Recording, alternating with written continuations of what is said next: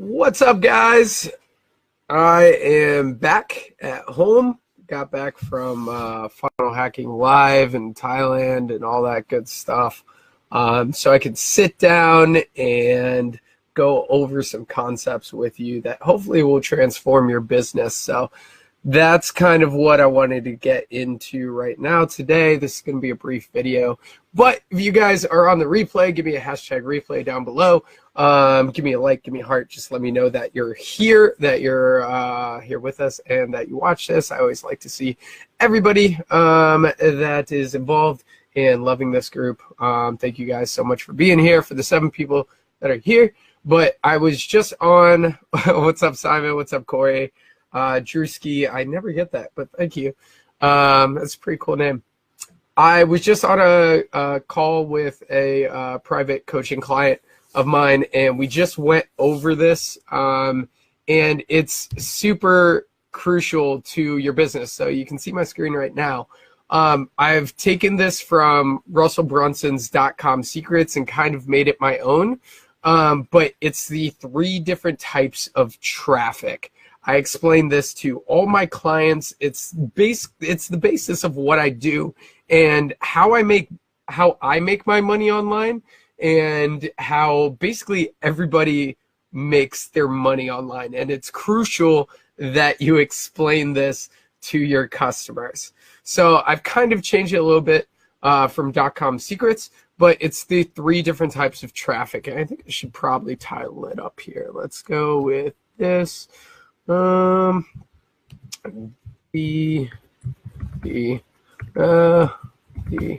3 different types of traffic. And when I explain this to my clients, they're like, oh, I can't make that bigger. When I explain this, they're like, oh, that makes sense. I need to do that, and I'm not doing it as well as I can be doing it, or I'm not doing that at all. So we should probably get this started. So I am there as their solution. They have a pain. I've ignited that pain, and I'm going to fix that pain with my services, and that's what I do. So the 3 different types of traffic. As you can see up here, this is where you want to get your traffic. Like, you want to own your traffic. So what is traffic that you own? So that's an email list, getting people on your email marketing list. That is a bot subscription list. That's a Facebook group. That's actual paying customers that actually come in your door and pay. That's a list. This is basically a tribe that you're building. There are so many other things that can be in this circle, but these are the basically what I just want to go over: the email marketing list, the bot subscription list, the Facebook group, actually getting more paying customers. You want to drive people to traffic that you actually own by getting their email address, by getting them as a bot subscriber, by getting them in your Facebook group, by getting them to like your Facebook page, which isn't as effective, getting them as a subscriber on YouTube. That's another one. YouTube subscriber, because what you do from here is you can market to these people over and over and over without spending a dime on them. And when you're top of mind for people, they're more likely to buy from you. You provide somebody with enough value, then they'll buy from you. When value outweighs price, that's when people buy. So initially, people don't see enough value to buy from you, but when you're able to get them into these groups on your email marketing list, your bot subscription list, your Facebook group, as a YouTube subscriber, anything like that, you're able to pump out content for them and fill them with value where they feel like compelled to buy from you. So that's what we're trying to do here. So first off, where are you getting these contacts that you own, or this traffic that you own?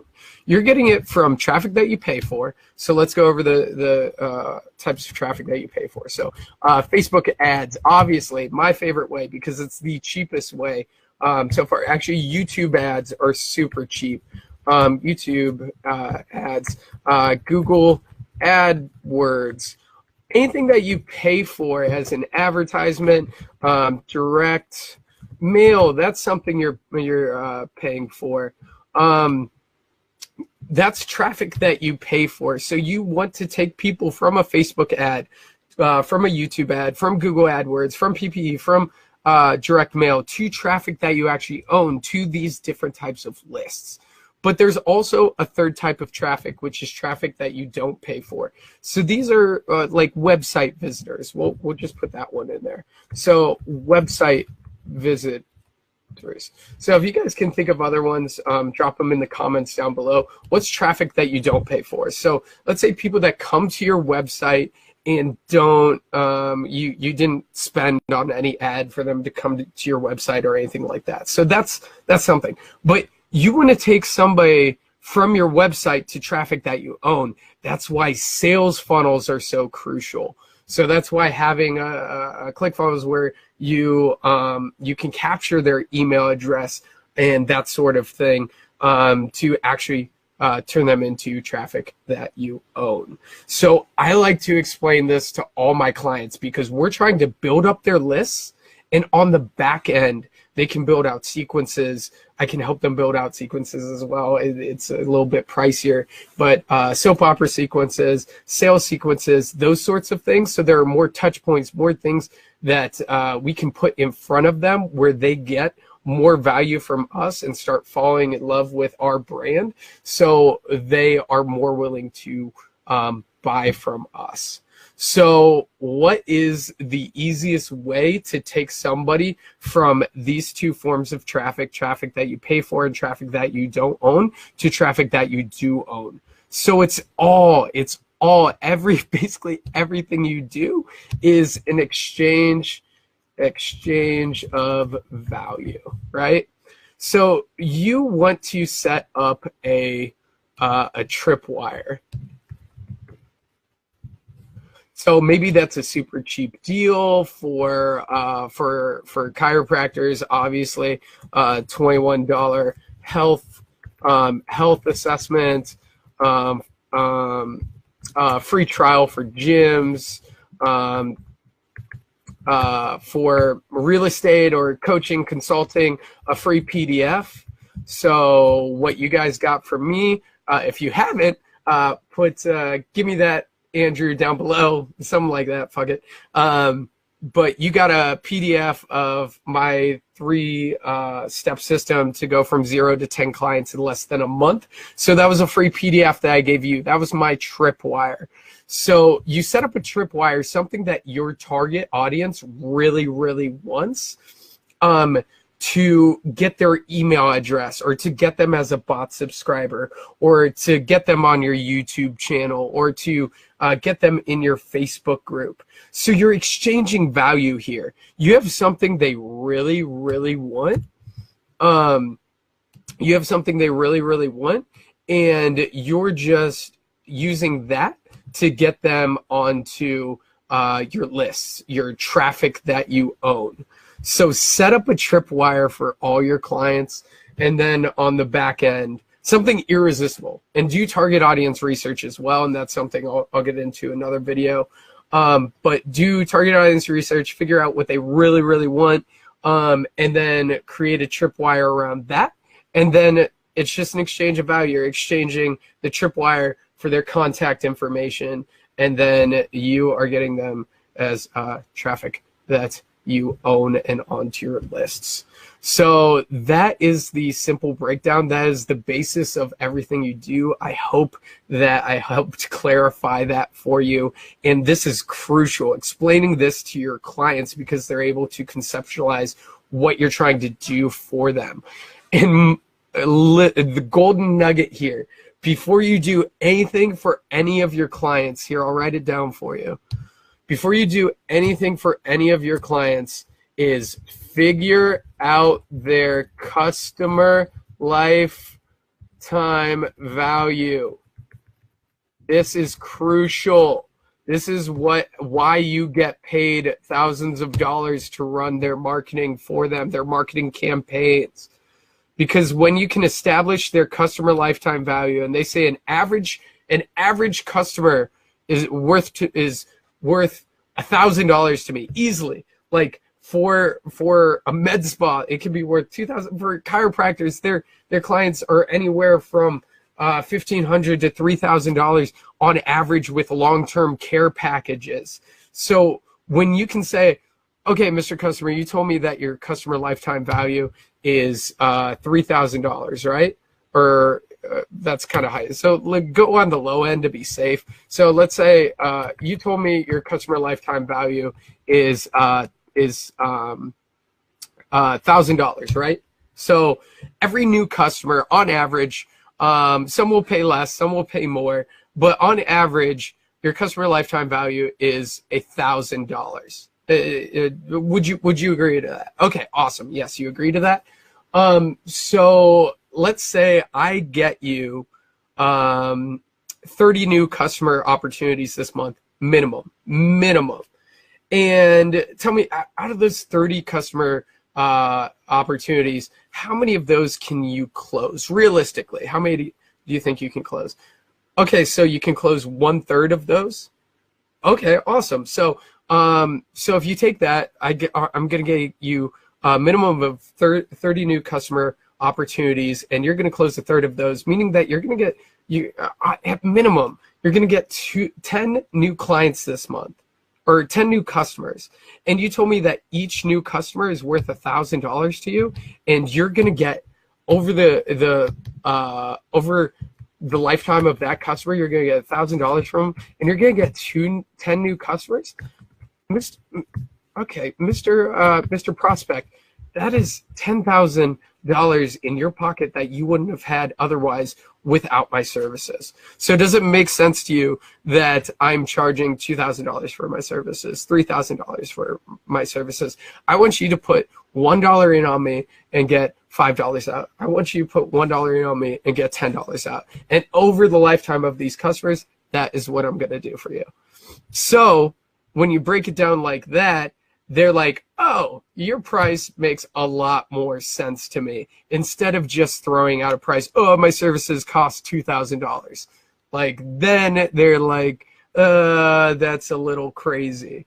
But if you set it up in this way, it makes closing deals so much easier. So I just gave you guys 2 huge golden nuggets with the 3 different types of traffic, how I like to explain it, and the customer lifetime value, setting that up. This is the basis of how I sell, and how I get paid what I'm worth. So if you guys loved it, let me know down below. If you guys have any questions right now, let me know. And let's see. What's good? What's up? 10 new customers. No, Jose, I don't say I'm going to get you 10 new customers, because a lot of it matters on like their internal sales processes, and I can't help them with actually closing the clients unless I set up a call center or something for them. But that would they'd be paying a lot more for that. So I have a minimum of 30 new customer opportunities, which is a lead, like coming through the system. So it's not 10 new customers, it's based on leads. And I ask them, how many of these leads can you close? And that determines like what their customer lifetime value, and that whole math thing goes down. So can we have a copy of the graph? I'll see if I can download it real quick for you, Alfredo. But Susan, would you say, if you guys have any more questions, drop them down below. When you make a comment and they check you out, don't own that traffic. Okay, I don't know what that means. Cool.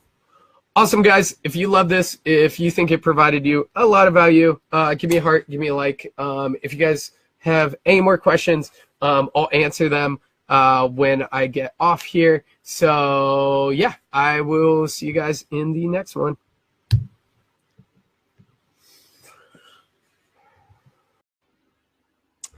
Hey, what's up, guys? So yesterday we talked about establishing a customer lifetime value and all that good stuff. And today I wanted to talk about how you can convince your clients to run an irresistible offer, because it's very, very important to reduce the buying friction, especially if you're running digital marketing campaigns through Facebook ads. So we'll just call this irresistible offer, and I can't spell. I don't know. We'll just call it irresistible offer. That sounds good enough. So what we're trying to do here is show them that it's important to have a good tripwire for their business. Because without that, they're not going to get as many leads in the door as they can, and by a crazy amount. So if you have a good tripwire, a good irresistible offer, a good bait, whatever you want to call it, then you are going to be able to get a lot more freaking leads in your door. So some things that might be thrown at you is like, it devalues my services and all that bull crap. But what it does is it brings more leads in the door. It doesn't need to be like LASIK surgery for free or anything like absolutely ridiculous. It just needs to, the value just needs to outweigh the buying friction. So you need to have enough value in your offer that reduces the buying friction to get somebody in the frickin' door. So what I like to go over is the value ladder. That is the best way that I have found to actually get an irresistible offer out of my clients. So actually, the best way, I'm going to just Google, since Brian and I were talking about this today, I typed in Google, the dentist value ladder. So this is what Brian and I went over today, was the dentist value ladder. And dentists have pretty freaking amazing value ladders. So it's super important to have a good tripwire for dentists so they can ascend this value ladder. That can start with a $10 teeth cleaning. Like, that's absolutely insane. Put that out on a Facebook ad and you will get a lot of people in your door. So a teeth cleaning, get them in the door and upsell them to whitening, which can be hundreds to thousands of dollars. Retainer, some cosmetic surgery if their teeth are really jank. This is thousands and thousands of dollars. And let's say you don't have this $10 teeth cleaning, you don't have this irresistible offer, you're not getting anybody to this cosmetic surgery. Like, if you don't have people coming in your door for this irresistible offer, then you're not going to be able to push people up to cosmetic surgery. But let's say we get 100 people in the door from an irresistible offer and put that offer on Facebook, you're going to have, like, it's a game of percentages. You're going to have 10% like ascend up this ladder, and that's 10% you wouldn't have paying you thousands and thousands of dollars. So it's really a numbers game, and you have to have that irresistible offer in place to get people to ascend this ladder. And on top of that, you get people in the door as a dentist, you've got checkups, you've got 6-month checkups. It's just money every single month coming in your door that you wouldn't have if you didn't have this irresistible offer. Like, you're putting a deal out there for $150 on Facebook when they've never tested out your dental services. They've never, for lack of a better word, you've never been in their mouth before. Then they're not going to feel comfortable coming in and paying $150 right off the bat. Like, they need to experience your services first before they feel comfortable being your customer. So you need to reduce that buying friction as much as possible. A $21 health assessment for a chiropractor, a free trial for a gym. And from there, it's not the money that you make off the initial offer, that $10 teeth cleaning. It's the money that you make on the back end. So going over that value ladder with them. So this is actually a good one here, the free teeth cleaning, the cleaning every 6 months. That's a good example. So you want to draw this value ladder out for them. So, or bring in an example, maybe it's a PowerPoint. You want to have the value ladder as a part of your presentation. When I was just starting out, I wrote it down on a piece of paper for them and showed them what the value ladder looked like. So they had a visual, and we'd build out their value ladder right then and there. And then you also become valuable to them because you're seen as the expert bringing this value ladder to them. Or actually a chiropractor. It was funny because I didn't think he took anything that I said to heart. And then a couple months later, I saw on a whiteboard that he had drawn out the value ladder for a new project that he was working on with that didn't have anything to do with chiropractic. But he took what I had taught him and used it in another business that he owned. So when you're able to describe this to them, that it doesn't matter what you're making off the initial offer, it's what you make on the back end, which can be thousands and thousands of dollars, and establish that customer lifetime value with them. So set up the value ladder with them and really show them the value of having an irresistible offer, a tripwire that works and gets a lot of leads in their door. So here you might get 100 leads for that $10 teeth cleaning. So they're making $1,000 there off the initial offer. So if they break even between Facebook ads and their time for their service, that is amazing. That's what they want to do. So after that, like it's the checkups that's making them hundreds of dollars per visit. It's the whitening and the retainer. So let's say the next step for whitening, they're making, I don't know much about dental services, but they're making what, $500 off that, and they have let's say out of the 100 people, they have 20 people take the whitening. So that total is what is that, $10,000? Am I doing that right? That's $10,000 in their pocket. So a retainer and cosmetic is less, but if you have 100 people coming in your door from the irresistible offer, let's say retainer, so that's thousands of dollars. I'm pretty sure that's could be upwards of $5,000 over the lifetime, but let's say that's $2,000 to be safe, and let's say we get just 4 people to take that. That's $8,000 in their pocket. And then some really janky, somebody has a really messed up teeth out of the 100 that we bring them, and let's say that's cosmetic, and that is let's say $10,000, just crazy cosmetic surgery, and they get one of that out of the 100.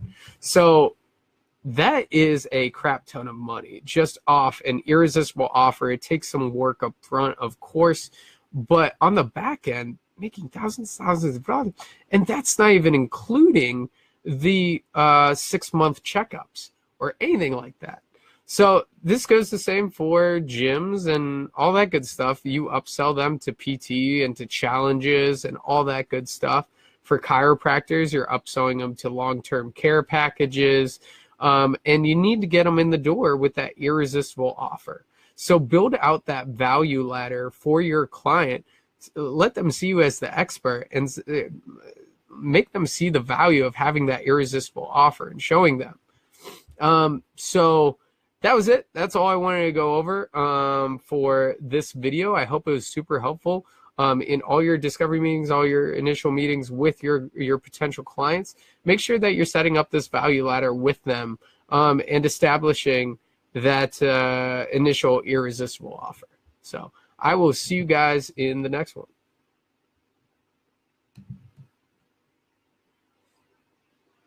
What's up, guys? Gotta say it again, super excited for this video, especially all the videos in the Closing the Deal module, because we're going to be talking about the discovery meeting step by step, what you should be doing and what you should be saying. So let's just jump into it.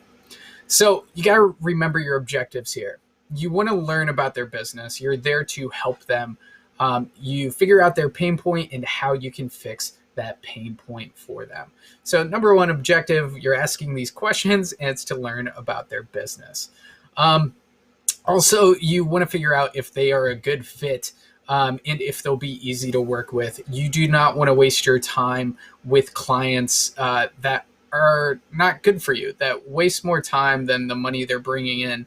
And you're wasting time on emailing them and texting them and fixing their campaigns because they don't like the ad copy or they don't like the picture. You want to have fairly docile clients. And in this discovery meeting, you've got to really be thinking, can I really work with this person? Is it going to be beneficial for me and them?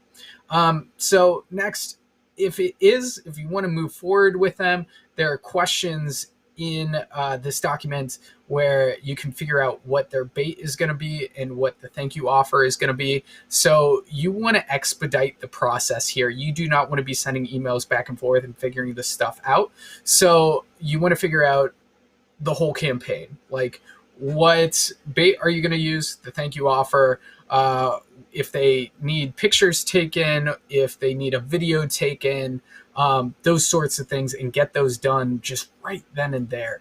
It will just accelerate your growth because you'll get things done right away. So have that in your mind that you just want to get everything done in this discovery meeting. So make sure you're blocking off a good amount of time as well. And at the end, this kind of goes with expediting everything. Ask for the payment. Do not choke on your words. Like, just ask for the payment. And if time allows, link up all the systems. So link up Business Manager and Facebook and all that good stuff. So let's just jump into it. I'll make this super fast because I do not want these videos to be that long. You can download this document down below. Just hit the button and make this your own, but keep the same basic structure. So starting out, remember to be friendly, be in a good mood. Think those thoughts like, I am here to help this person. They're going to put in $1 on me and get out $5. So I am here to help. I'm in a good mood. I'm here to be friendly. And look them in the eye, smile, ask them how their day is going, how their week is going, and try to get somewhat personal. Don't hold back. Don't be too personal. But if you know they have a wife or a husband or kids, ask them about them and add in other questions at your discretion. So from there, about 2 to 3 minutes of small chat, and then you can jump into, so good. Well, are you ready to get started? So wait for the answer yes or no. They might say, no, I need a cup of coffee or water. Probably not. But once they say yes, just state the agenda. This is huge. You need to put your foot down and say, hey, this is how the meeting is going to go. So you can run the meeting. You do not let them take the reins. If you do not state the agenda, they'll be asking you questions and throwing you off. They can ask questions at the end. Just say, I'm going to be asking you some questions relating to your business. And if it sounds like I can help and we're a good fit for each other, I'll explain the benefits of my business, how they can help you. And at the end, you can decide if you'd like to move forward or not. Cool. Then you wait for the let's go. And then you jump into the questions. So the first question I like to ask is, tell me what motivated you to take the time out of your day to schedule a meeting with me. So basically you're following the why me now structure. So why did you meet with me and why now? And that's because you want them to tell you why you're awesome. So if they're meeting with you because they saw like a testimonial on your Facebook wall or something like that, you want them to say, I saw that awesome testimonial. I think you can do great things. Or why you're asking now. Why me now is because you want to figure out their problems, their pain points right away. So through this discussion, you could be working in your head, oh, I can help them with that pain point and fix that issue. So if you ask them, So why'd you want to meet with me now? And they say, our marketing hasn't been good over the past couple months. We're losing clientele. You want to really chip in on that pain point and tell them, I can help you with this. So I always find that is the best place to start. So you have this document down below. Just download it, so we won't run through these questions. You can edit them at your discretion. But I do want to go over this one at the bottom. What do you think is holding you back from achieving these goals? So this is huge. This is the ultimate pain point that you can hit on over and over and over and over. And it will really, really help you down the line. So do not take that one out. I love that question. So after you ask all these questions, you let your proposal facilitate the rest of the conversation. So you show them everything that you do. You show them your risk aversion policy, why you do those things. So run through an example proposal with them, or one you have personalized for them before going into that discovery meeting. Then when you're closing out, asking these questions: when do you want to start? Who is your best closer? Who should we send the leads to? Or you could say, who should we send the 30 leads to this month? Like making it specific, saying, hey, you're going to get 30 leads this month if you start with us right now. And then, do you want to pay now or through an online invoice? So give them the option if they want to write you a check. I always say that I would rather have a check than an online invoice. So so there's no money taken out. I don't say that, but I always suggest that they write me a check. But that is about it for the discovery meeting. If you guys have any questions on this, drop them in the group. If you think this, since we are still in beta right now, if you think that this can be edited in any way that you think would be more beneficial, let me know, and we will do it accordingly. But awesome, guys, and I will see you in the next video. What's up, guys? It's Quentin, and welcome to the presentation part of the Stupid Simple Client Acquisition course, okay? So I already made a video on this, so I'll let this roll, but I wanted to expand on it a little bit more for you guys just inside of Andrew's course, Andrew in my course. So this is something that I don't normally do anymore. So I was doing this a lot when I was actually going to the local businesses now, but I'm to the point now where I just call them on the phone. I'm working with clients in like New Jersey, Florida, Philadelphia. I'm on like Western PA, so they're on like the other side of Pennsylvania. I've never met them before. I've only talked to them on the phone and been on like a Google Hangouts call with them, okay? So if you're more comfortable going in person, and you can also use this if your clients are not nowhere near you. This presentation adds a little bit more structure to your call, helps you along the way, gives them something to actually look at so they can see how it's going to look on their page. And so the other thing you can do with this is that if they're far away from you, you can film yourself like this, or even just your screen going over the presentation. And this is something that I did, and it was pretty effective. People liked the video, but there's just no guarantee that they're going to watch it. But if you do feel way more comfortable doing that, it's going to add a lot more structure to what you're doing, especially if you're not too good at sales and you don't just want to wing it. So you can, again, just record yourself. That way you can pace yourself. There's no pressure because you can just reshoot it and just send it to them, and make sure it's kind of personalized as well. So what I was doing before is I'd make an intro like this. I'd actually do it on my phone to make it a little bit more personable. I'd hold my phone and be like, oh, hey, John, this is Quentin. I'm trying to get into the dentist space, or I'm trying to get into the chiropractic space. And I wanted to show you what I would do to generate you, a bunch of leads. And so in this short video here, I'll show you everything. And then I just had a default chiropractor one, a default dentist one, a default yoga studio one, a default gym one, that all I would do is just interchange the personalized intro. And that way it just made it more personal. And I was actually talking to them instead of just throwing some generic video at them. Okay, so that's something you guys can definitely implement. And I'm just going to go ahead and let this video roll. All right, what's up, guys, and welcome to the presentation part of the Stupid Simple Client Acquisition course. So this will be one part of the presentation video. I'm going to make another one slightly more advanced, but in the meantime, while I do that, this one will really help you guys get up and running if you're into presentations. Now, a couple things I want to say about this. This is one that I made a while ago, And so don't copy the ad copy that I have here. It's not even that good anyway. The offer wasn't that good, and I made this for a gym. And basically, make sure you use your own stuff. Don't copy the ad copy, but you can copy pretty much everything else.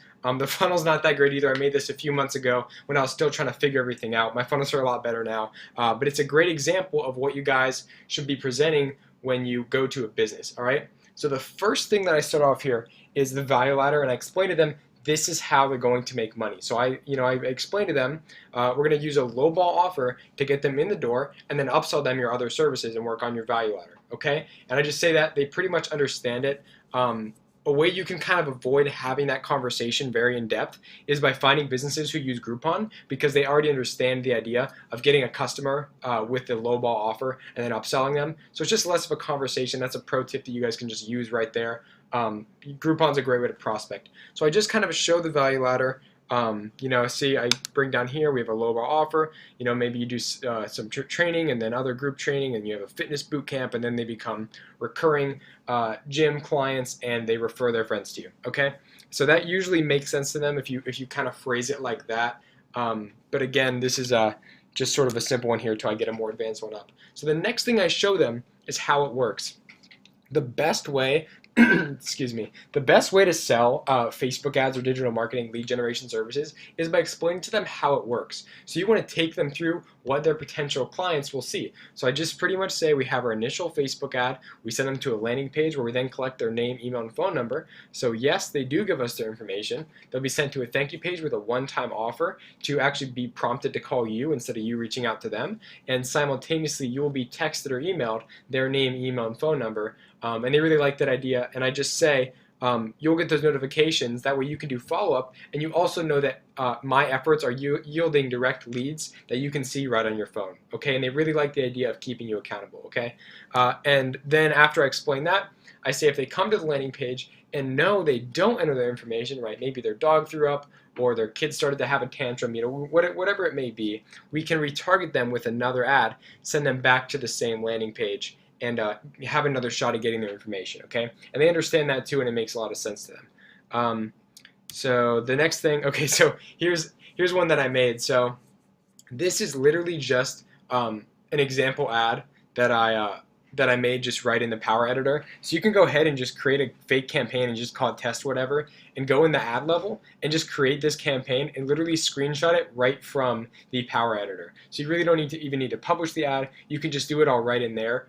Just make sure you go back through and delete this. You don't want to launch this or anything. Just go back through and delete it. You can see up here I didn't even have access to their page. I used my business page. So I just had an arrow that said your page, and that way it's clear to them that it will be on their page.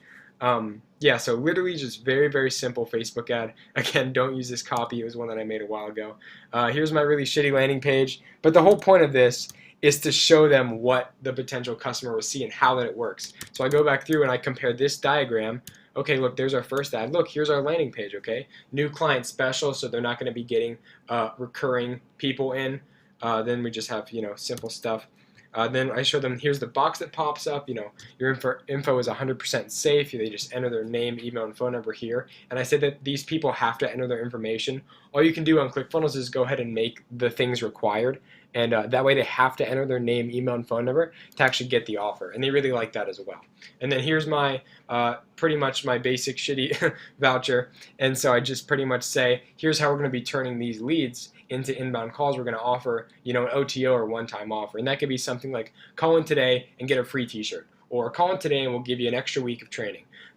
Something very, very simple just to say, or just to have these leads call in. And you can actually track this.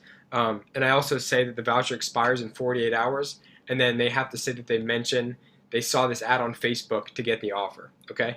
And then here's an example of the retargeting ad. Again, your page, fuck, I forgot to blur out my business page, whatever. Just says, hey, did you forget to redeem your voucher? Okay, very, very simple. It's literally just to remind forgetful people just to go back through and do their offer. And guys, that is the entire presentation. It's so easy. It's 7 pages. So again, break down the value ladder, understand that you're going to be doing a lowball offer to get them leads. That will make sense to most business owners. And if they're not down with that and you can't convince them otherwise, just move on to the next one, guys. There are plenty of businesses who will do this. Like I said, go to Groupon is a good way to look, and And yeah, I'll make another video on Groupon. It's pretty cool. So yep, and then show them this diagram, you guys. There will be a download of this PDF that you guys can just have. I literally just made this in Canva, which took like 5 minutes, and it's pretty clean, I think. But I think it clearly illustrates how the process works, and it's important that they understand that. And they'll look at this and they'll think it's awesome, but they'll have no idea how to implement it. Okay, all you're doing is making something seemingly complex make it seem easy so that they associate you with authority. You know things that they don't, and it's kind of like a psychological thing. So again, break down the ad, landing page, how they enter their information, and then how you turn the leads into inbound calls, and then just a very simple offer. And that's pretty much it, guys. So I hope you enjoyed this, and go ahead and take action on this right now. Literally go into Canva and make a presentation. Do it right now. And that way you guys have it and you can use it. And another thing you can do is also make this into video form. So something that I was doing for a while is, so this one was for a gym. I would film myself talking about this, but I wouldn't say any gym names. I would just say your gym, or this is how we'll get people into your gym. And the only thing I did different was I shot like a 30-second intro video and put it before all these. So if the owner's name was John, I said, hey John, it's Quentin. I checked out your gym. It was really awesome. Here's how I can get you a bunch of new leads for your business. So it's a video you can watch on your own time whenever you're not busy, and everything like that. And then I would just play the pre-recorded, quote unquote gym presentation. That way it seemed more personalized and it related to them instead of like a very generic, didn't relate to any business kind of presentation. Okay, and that's it, guys. So go ahead, again, here's a download, you can have it, and go ahead and use this and take action on it right now. All right, talk to you soon. Guys, welcome to the proposal lesson, and I am super excited for this one. And first off, I need to give huge props to Jeff Miller for providing this proposal outline. He shared it with me a couple months back, and I've literally been able to double my prices for gyms and chiropractors, the two niches that I work in. And the reason I've been able to do that is because this proposal is so powerful. And it's really for twofold right off the bat. You outline each and everything that you're doing for your client with these bullet points right here, and you attach a value to that and add up those values. So each of these bullet points are structured in a way so it's a this, so that statement. So you tell them what you're doing for them and why it's valuable to them. So when you are inputting your services in here, try to make sure everything is a this, so that statement. So they know what they're getting out of that little bullet point or thing that you're doing for them. So we'll just run to the bottom right now, since you guys can download this right now by hitting the button below this video and just make it your own. But you add up the value down here, and obviously I'm not charging anybody $17,000 to run their Facebook ads, but you have a price at the top. So when they are anchored to that super high price and everything that you're doing for them, they're more willing to spend $2,000 with you per month. And on top of that, what's also included in the proposal, you telling them what to do, what you need from them to make the campaign successful. And then also objective and pricing, you have to tell them what you're doing exactly and what your objective is and why you're freaking awesome in this section. And then you tell them the price again down here. Also, a risk aversion policy. It's very important that you implement your own risk aversion policy for your agency. You will be able to close way more deals when it feels like there is no risk involved on the client side. So I typically, for gyms, I say, hey, you'll get 30 customer opportunities this month. If we don't reach that, then we will pay your next month's bill. So I believe Jeff does the exact same thing here, and I really like that because I feel very, very confident that I can get 30 leads per month for my gyms. So that is about it. You just sign off here at the end, and then if they want to make their payment right away, they can do it down here. So that is the proposal in a nutshell. Make it your own, and make sure you are taking this in on all or into all of your discovery meetings and watch the money pile up. Awesome, guys. I will see you in the next video. What's up, guys? We got Baldeep here. He's going to go over his cold email strategy that kicks ass. So I'm just going to let you take it away, Baldeep. All right. What's going on, guys? Let me just pull up. I can share my screen here. So let me just pull up kind of like an overview strategy of what works and how it works, so you have a better understanding on the high level of how to get this stuff set up.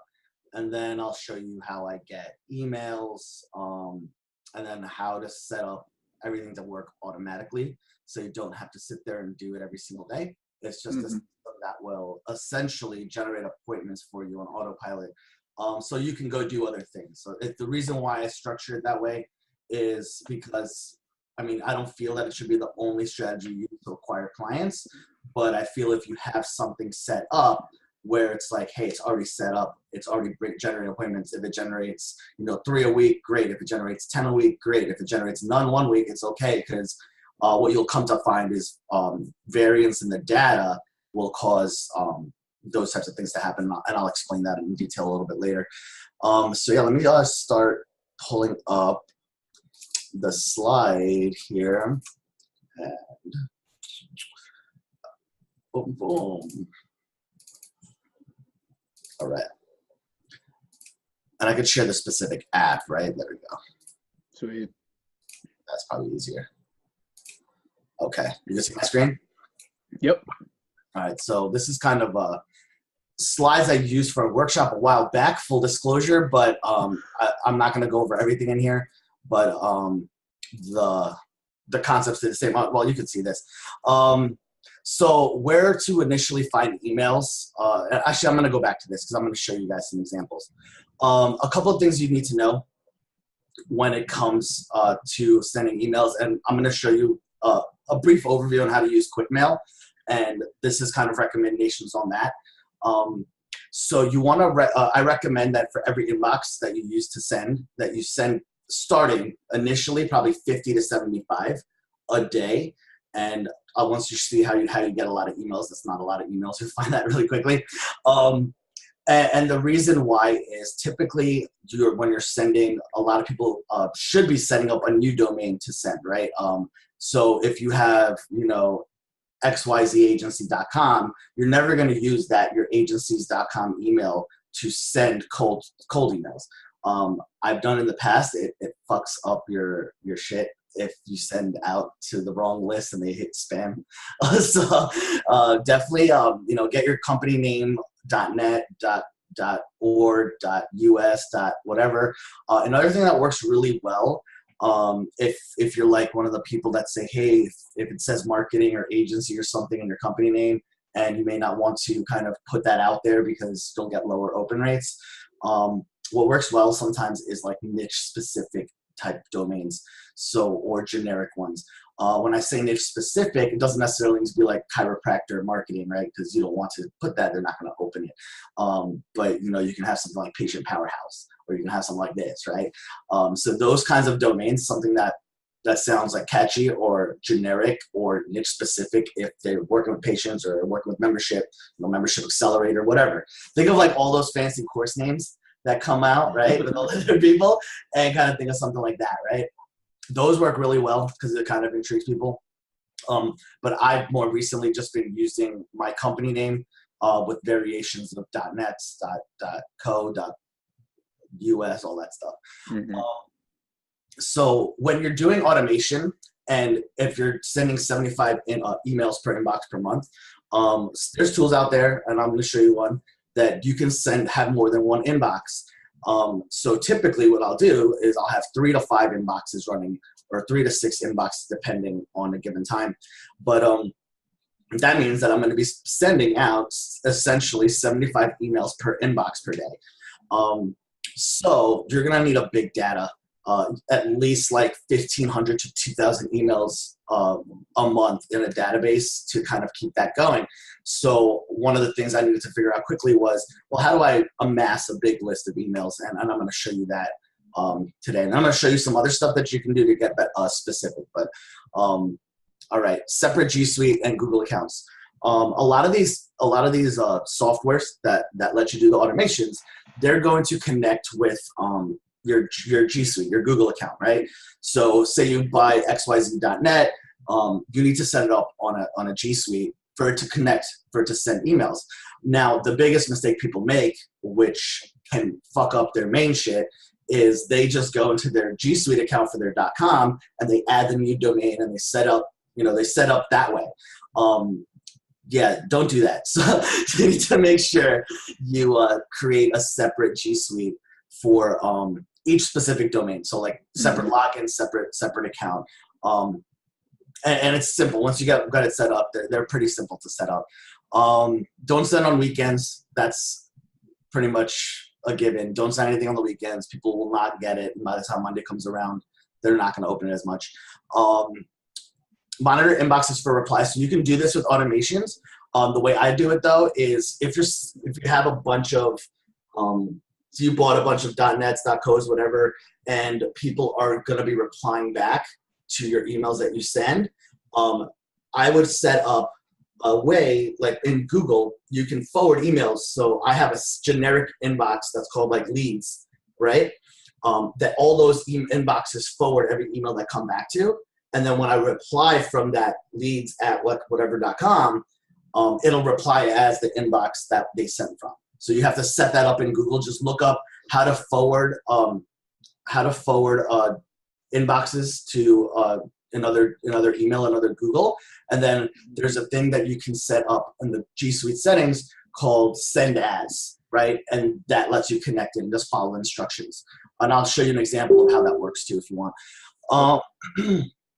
Let's see, verify. Okay, so yeah, verifying emails. I'm sure you guys know that before you send out an email, you should verify that it's not going to hit, that it's an actual good email, right? It's not for verifying that it'll hit spam or not. It's that you want to make sure that it's a valid email before you send out 75 emails and then 30 of them are not good addresses and bounce back, because that'll affect your sending down the road. I didn't know I had these in here. Okay, so, well, Scrapebox, we're going to talk about PaganBot. PaganBot's a way you can contact form blast, but Scrapebox also has that functionality. I just never used it, but I can get you information. There's free YouTube videos on how to set it up, but it's powerful. If you want to really go super like, hey, I just need to have as many conversations as possible, then contact form blasting is basically a way where you can scrape a bunch of websites in a niche, right? Like say, for example, real estate. And instead of emailing all these people individually, what you do is most of them have like a contact form on their website, like contact us. You go on that contact form and, you have a canned message or a message that you craft in the softwares that'll send to every single one of those sites. So I've done like over 100,000 in like a 24-hour period. And basically it leads to a lot of conversations. A lot of those conversations may not be quality, but if you guys are starting out or still trying to figure out your pitch, it's a really good way for you to have a ton of conversations without having to spend a lot of money. Well, pretty much no money. It's like just software use, right? If you're going to do that though, one key thing to do is what the email address, because the software will say, hey, what email address do you want to put in the box? It's a box that asks for your email or whatever sometimes. So always use like a regular Gmail. Don't even use any of the ones that you made, because what happens is when you blast, say 100,000 of them, what it looks like to a lot of the servers out there is that you're sending an email. Because what happens when somebody submits a contact form? It goes to somebody's inbox, right? So then what happened to me, actually, I used my main company domain way back when, and my website got blocked because the hosting was like, oh, you're too many emails. And then I had to reply back and say, hey, I never sent any emails at all. I posted on people's contact forms. Mm-hmm. So yeah, I was able to get out. But so that ever since then, when I did that strategy, I would just put a regular Gmail. And really what I would put is, here, I'd give them like my script, and you guys have my scripts. So I'd give them like a variation of my script, and then I would say schedule a call here. And anybody that replied or anything like that, I didn't even pay attention to because it was just so mass volume. I didn't even care. It was just like, all right, who books is who I talk to. Scrape lists for audience to create audiences in Facebook to run ads. Yeah, so this is a controversial thing now, but it still works. The difference now that it was from back then is now you don't know how much of your audience is matched. So you can take a list of 10,000 and upload it to Facebook as a custom audience. You won't know. Like before, I used to tell you like 2,400 or 3,200, and you know the size of your audience. Now you won't know. It'll say not available on audience size. What it confused me for a while. But when you see the little green light, that means there's some data. There's data there that you can run ads to. If you see a red light, the data's too small. Mm-hmm. So just let green go, red no, right? Whatever. So a way for you to find out how many it kind of matched is to do like a simple like brand awareness campaign to that list. And just spend like $20 a day until it stops, right? Because then you'll see the actual what the actual reach was, right? So you can do that to find out if you're curious to know how big the audience is. All right, let's dive into some overall structure on what we do. So, as I said, 75 emails per inbox per day, and that's just like a rule of thumb. I would start off less now than when I wrote these slides. I start off at like 55, 60. Yeah. But still you'll be okay with 75. Oh yeah. So SendGrid, a lot of these softwares that do automation, they allow you to hook up to SMTP servers, like even ClickFunnels does. But like the ones that I use for automations, they let you set up like a SendGrid account. And the way we set it up with the Google Apps inboxes not linked is all you need. You don't need to use a SendGrid account. And what I have found is that SendGrid a lot of times will get you put right into spam boxes anyway. So like, I mean, I get emails from some marketers. Actually, a while back, I got an email from Arnie Giske, right? Mm-hmm. And I hadn't really had a conversation with the guy before. And I just messaged him like, dude, your emails are hitting spam, and it said something the actual thing said, emails coming from SendGrid are known to be spam. So like, I'm sure they fixed that, but there's always going to be that variable of other people using a service and what IPs they're using that are going to affect you. So that's why I just like separate G Suites. It makes it simple. And if you do have a problem with another person on the G Suite server, then it's simple enough to just cancel your account and make a new one, right? Okay, so here's the structure. So say it's going to be the structure depending on, doesn't matter how many inboxes you have. So you guys have the emails I gave you like a while back. So in that, you would probably notice that there was, an email, but there was variations for each emails, right? So email 1 has 3 variations. So the way the softwares are set up when you create your sequences is, say you're going to send out to 100 people, and you have 4 variations. I think in the thing I gave you 4 variations, if I'm not mistaken, right? Yeah, I think so. Okay, so you have 4 variations, and say you set up your schedule to send out 100 emails from this inbox to this list a day. So what it's going to do is it's going to pull out the 100 on that day, and it's going to send email type 1, email type 2, email type 3, and email type 4 to 25, 25, 25, 25, for example, right? So now, when I say variation, and you probably notice there's not too much of a difference in what we're saying. The reason why we do the variation is not to kind of practice or split test our messaging.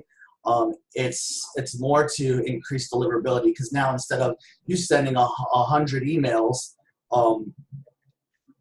with the same exact message to 100 inboxes, now you're only sending 25 emails with this message, 25 emails with that message, 25 emails, so whatever, that's how it makes sense. So the strategy is that with the softwares, you put in all the variations that you have. I may have just given you 3 because with 75 it would just make sense, right? 3. So you do that, and then you set up the sequences. What else do I got in here? You got email templates. Okay.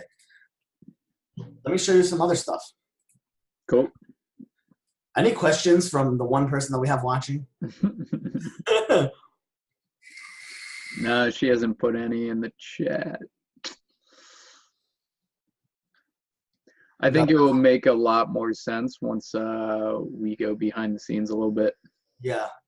So let's start off with some scraping. Woo. Okay. So here we are in my VPS. I told my VA to get out of here for this time slot. We loaded in some niches and some cities. So this is Scrapebox, huh? Yeah, this is Scrapebox. I mean, I use a bunch of tools. Scrapebox comes with the server. Parallels Pro doesn't really exist anymore. I use Lead Kahuna, PPC, what was that? PPC Prospector. So like, there's other softwares that I bought and I put in here, just to make sure that I can get data from different sources. And Scrapebox has like some other cool stuff that you can add to it if you want, like a Yellow Pages scraper, stuff like that. But anyway, we're gonna run a quick example. Basically, the way you would use this is I have a list here. You can probably see it with the top 5,000 cities in the U.S., right? So when I give my virtual assistant an industry or niche just to dive into, one of the first tasks would be to copy this into another Excel, and then obviously insert like your niches here, right? So like chiropractor, right? And then and like any keywords that I'd want her to kind of search, and then you would just do that. She'd take that, put it in a text pad like this, right? And then I would load it in here. So that's like bare bones how you set that up, right? Mm-hmm. I'm not really going to get into setting up proxies, and I'm not going to use them for this example. But when you're harvesting URLs, and the steps, the overview for this is you put in a bunch of cities and keywords. You tell it, hey, let's go find URLs with this, and then we're going to take those URLs and we're going to crawl those websites for email addresses. So we're going to get email addresses we can from those websites. Mm-hmm. Those are the steps involved in this process. And here's something interesting I just learned the other day. This is defaulted to results 1,000. So that means that it's going to go 1,000 Google results per city, which is a lot. So you don't really need that much, because after page 3, you're kind of like, there's nothing valid there anyway, right? So let's just do 30. So you can just imagine, like, that's why one of the reasons I pulled away from using this, which now hindsight I can be like, oh, if I just looked at that, I would have. Okay. But that was one of the reasons back then I was like, oh, well, you know what? I can get a ton of data, but sometimes I notice the quality's not there. So I do a lot of manual filtrations with databases, or my VA does. But now with this, I don't even have to worry about that, because now I can just hit, hey, I just want the first 30 results from all these cities from this, right? And then your list becomes way better just off that. So let's just do a run. We're going to do 30 results, start harvesting. So what it's going to do, when you click start harvesting, you're going to pick where you want. Oh, shit, I got to do proxies for the Google Scrape, huh? So what are proxies? Okay, so note they have loaded server. Okay, let's just fuck with it. So proxies are a way. Okay, so when you're scraping stuff, when you're not using one of those fancy SaaS products, you have to use what's called proxies, and proxies basically make it so that the sites that you're pulling data from aren't being bombarded with the same IP address for requests, right? So like Google will shut you off pretty quick if they see that they're going to start adding captchas and all that stuff. They see that people are just trying to scrape data from them. Mm-hmm. And then essentially a lot of sites will block your IP address. So you don't want to do that, because you don't have to be able to visit the site. So use proxies to kind of get around that. And there's different types of proxies like that. Yeah, that's the whole thing in itself. But right now, let's just do a Google and Bing scrape. Let's just see what happens. So essentially what I'm just doing is I'm just harvesting URLs, right? And since I'm only doing the first 30 results, it shouldn't take too long. And I only did 100 keywords for you guys. We should be done here, and looks like it's almost done. So it just found us a bunch of URLs. It looks like we got 6,000. And it posted them all in here, right? So we got 6,000. Yeah, obviously, there's some crap in there, but there's some Groupons. So they're in the first pages of the smaller cities. But you get the idea, right? So you can kind of filter this down. as detailed as you want. But there's a bunch of chiropractors in here, right? So now our next step will be to grab. There's a little button here that says grab, and for this you don't need proxies, but if you want to use it, you can. But this basically allows you to grab emails by crawling sites. So basically, it's going to send out a thing, and it's going to look on the site to see if we can grab emails. And here's kind of like the setting that you want to play with. You don't really they're like small sites probably, so you don't really need to go too crazy. But this is how many pages deep or how many links deep you want to keep going.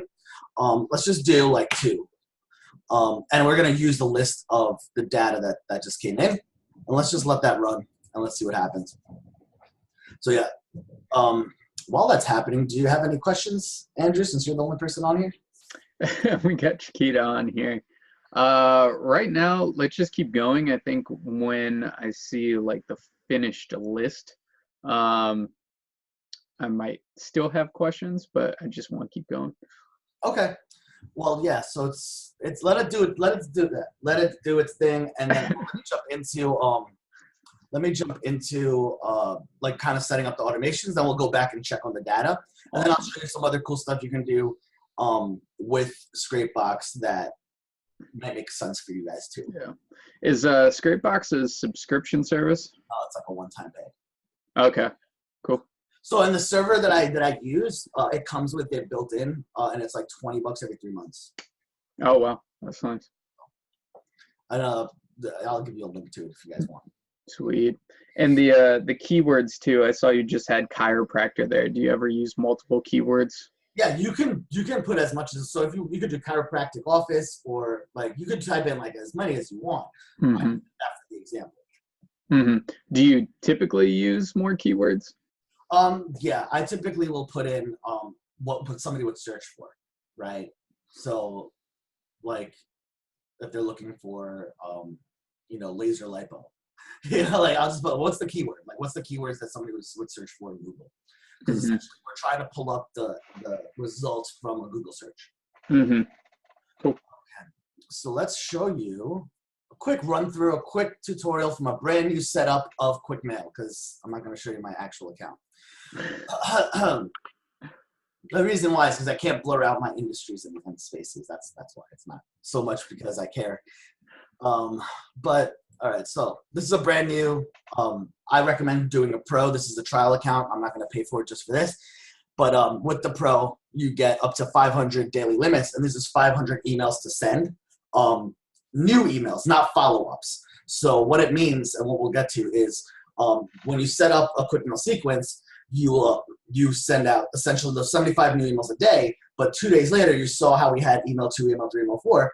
2 days later, you may set up a follow-up to if they didn't reply to your email, you're gonna follow up, right? So you do that automatically. This daily limit is only that specific follow-up, the initial email. I'm sorry. So essentially, you start off creating a group. So boom, create a group.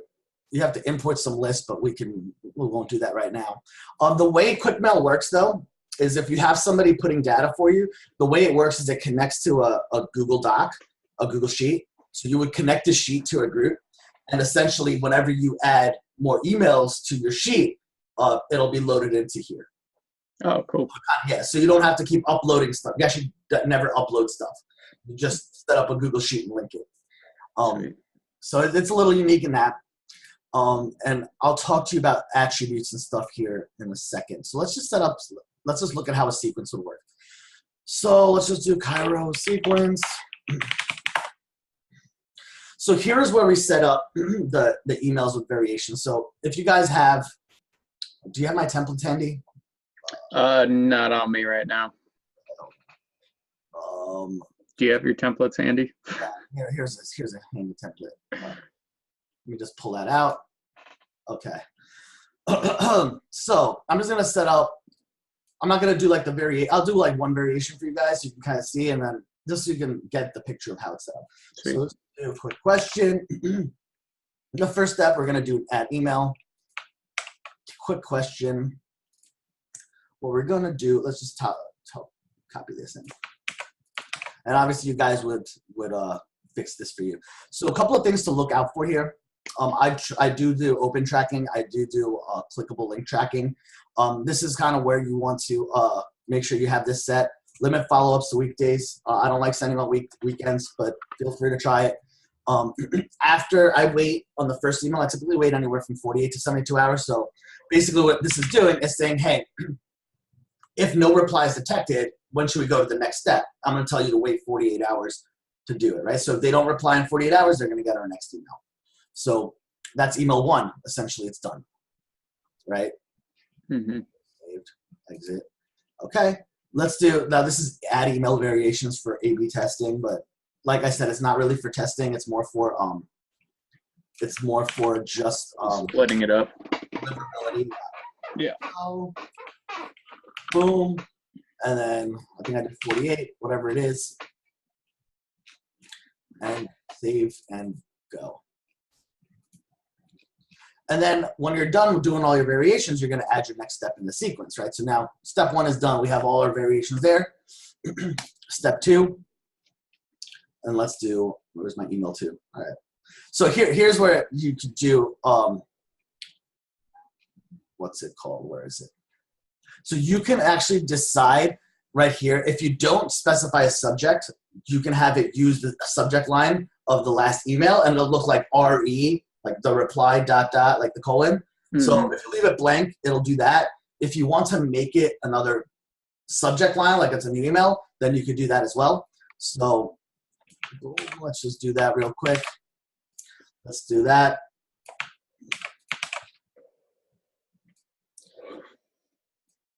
Is this helpful for you guys? I don't know if I'm Yeah, no, this is great. So I'm just gonna do this one real quick, and let's just leave that one blank. And this is gonna wait 72 hours. But you guys play with your settings. If you're trying to do, if you want to accelerate it, go ahead. But I think that 48 and 72 hours is perfect. You don't really need to go much farther, or definitely not sooner than that. So essentially, that's how you set up your sequences. Now I do them niche specific, and there's some cool stuff you can do if you get more data. And if you want, I'll talk about custom attributions with you guys. That would make this way more unique. So let me just kind of touch on that, because you guys might want to do that. So if you ever, if you have like say you get a bunch of emails or a bunch of lists somewhere, and you have somebody like a virtual assistant or somebody kind of do a little bit more deep diving on the list, right? So now you know, like, hey, you have the actual business's city, right? So like you have the column of address and city and whatever, and maybe you do a little extra research and find out that, you know, just want to get like, hey, I saw this doctor, this whatever, you know, I saw their article on this local paper or this or that, like whatever, like a feature, right? Hey, I heard about you from this, right? Like kind of template it. What you can do is you can pull those things in from your spreadsheet into the email. So when you want to kind of go that step, and I'll just add an email here to kind of show you. So you can obviously pull in prospect attributes like, you know, the person's, hey, first name or whatever. If you have that, that's always better. But you can do the custom stuff. So now if you have a list of cities, like, you know, in your columns of your spreadsheet, you may want to associate that with an attribute, right? So you can create prospect attributes like city, right? And I can go and map it. You know, map it. You set it up and you map it into your sheets. I don't have one loaded in here to show you, but essentially you create an icon for it, whatever you want it to be, and it'll map it to your city. And the cool thing is now my email say, hey, I'm looking to work with. I only have room for 2 more chiropractors in pull in the city area, right? So now you can personalize way more emails. And if you go really deep in it, you know, like I said, go find out like someplace where they've been featured on or heard of or whatever, and have a template structured around, you know, I heard about you from your article on so-and-so, or I heard about you from, and then you type in a longer response. You can put your article on Dallas News, you know, your feature on XYZ webpage. So you have the template, and then you have the custom that you pull in. So now those emails are fucking killer. If you take the time to do that, now it's like, that's a personal email. Yep. Right. So yeah, keep that in mind. You could do that all automatically. You just have to have the format and your template on the spreadsheet set up, and just make sure it makes sense with whatever you wrote on your template. Mm-hmm. So yeah, that's pretty much it. Schedules. So this is where you pick select days for automations. If you want to send Monday, Tuesday, Wednesday, Thursday, Friday, that's fine. I sometimes will vary it. I'll have it pulled this day, one day, this day, and then I'll do that, right? So I'll just give it a break for a day sometimes. And then you pick, I want to email 75 prospects from chiropractor group, and I'm going to use the sequence I made for chiropractor, right? And we're going to start all emails at 9 a.m. or whatever. So you create that. And then one other thing that you guys need to know about setting this stuff up is, oh yeah, one other thing too, sequences. So under here, under the sequence, it's gonna see this little thing that says default. When you have a paid account, you can change the default inbox that you send from for that sequence. So just keep in mind, on your paid account, you do that. I can't show you in the trial, but that way you don't mess up and send 300 emails from the same inbox. It's going to default you to whatever email you create your account with. Mm-hmm. And then one more thing you guys need to know about automations is here. When you go to inboxes and you go to settings, you need to make it, this is where you would set up the send grade, all that stuff I told you don't worry about. You need to make sure you play with this. I, rule of thumb, send out every 300 to 500 seconds. So this basically is telling the server to send out, instead of me sending out email one, like the email to the 25 people every 30 seconds or at once, it's going to wait 500 seconds for it to send the next email. So essentially, it'll take you a full 24 hours to get through that inbox. And it just increases deliverability, right? Yeah, so it makes it more real, right? So it's like Google knows that they're not sending that many emails like 30 seconds apart. So yeah, so now you give it, a minute or two or three, then you're better. So those are the rules of thumbs and how to kind of set up automations. Do you have any questions on that? No. Erin had a question though. She's Yes. wondering if adding RE : to the beginning of the email works better than just sending a regular subject line. Yeah, I mean, I do it on the second and thirds, and I give it a variation. I never do it on my initial one. Call me not cheesy because a lot of marketers do it. I don't do it on my initial one, but yeah, I see usually by my third, if they're going to be a reply, usually by that second or third email, I got a reply, and then randomly, like this stuff was so crazy because randomly, like months later, I'll get a response back to an email. So that's why I just keep plugging away and keep going at it. But yeah, RE's good for the second and third step, whichever one you want to do, and it's gonna be random, so you can't pick, which people it's gonna get it because it's gonna split it up across. But yeah, definitely.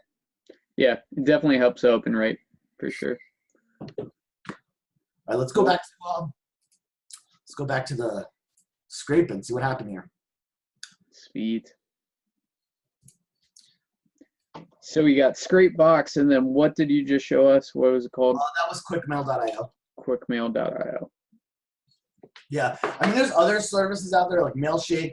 I'm sure you're familiar with. Does similar stuff. I just don't like it. I am testing some other ones that came out on like AppSumo. There's some limitations, and I am building my own. That will be. I know. Can't wait. In the next, I mean, version 1. It's gonna be such a sweet deal because I'm just gonna make like version 1 beta, like such a sweet deal. But eventually, it'll be better than QuickMail. That's awesome. QuickMail does get pricey because it's $69 for the 3 inboxes pro plan a month. Right? And then if you want 6 inboxes, you can't just upgrade and get more inboxes. You have to create a whole separate account and then link the team. It's just annoying. Yeah. So, all right. Well, we could stop it. I mean, it's got 7,181 emails. So that's enough emails for you if you need for a couple of months, right? Obviously, some of the shit like you see right here, Houston, like some of it's crap. But it links all the websites to it. So here we have some chiropractors here. So we got some psychologists in Google search. Okay. Better Health, Alaska. I didn't even have Alaska in my thing, did I? I don't think so. Actually, I may have had it because I did have a lot of cities in here. I didn't realize. Okay. So yeah, Dr. Barry. We got Dr. Azadi. Mm-hmm. Was it Dr. Ange? Yeah, so there's a bunch in there. And then basically from here, what I would do is I would take it and put it into like Bright bulk email checker or something like that. What is it? I use bulk email checker. .com?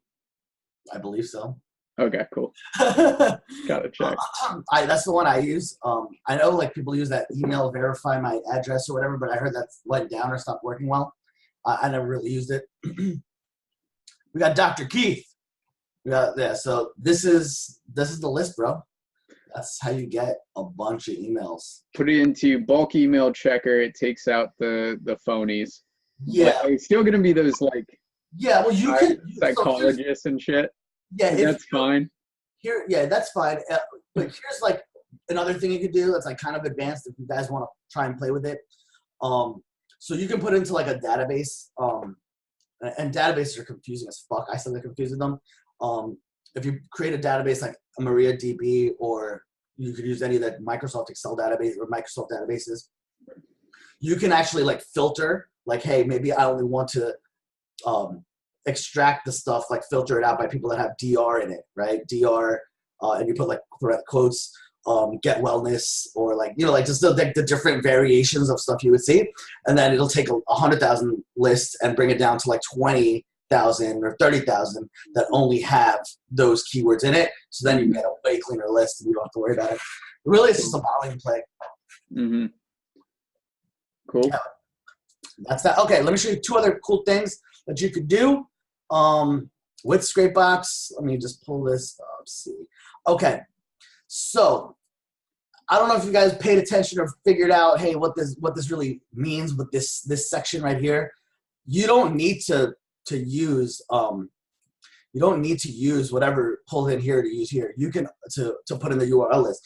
If you have a list, like say an association website that has all your target market, and you put it into Scrapebox URL Harvested, what you can do is you can do a grab check like I did to grab emails, but instead of grabbing emails, I can grab links, because a lot of those association sites will have links to chiropractor websites, right?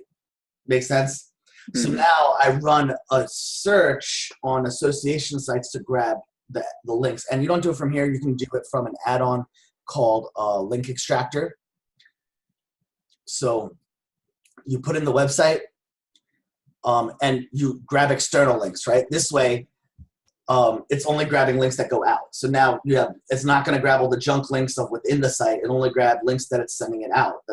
So like now that you'll get all like if you put in a chiropractic association, you'll get all the URLs for the chiropractors offices that are on the site, right? So now once you get that list, you load that list up here, and then you crawl their websites for emails.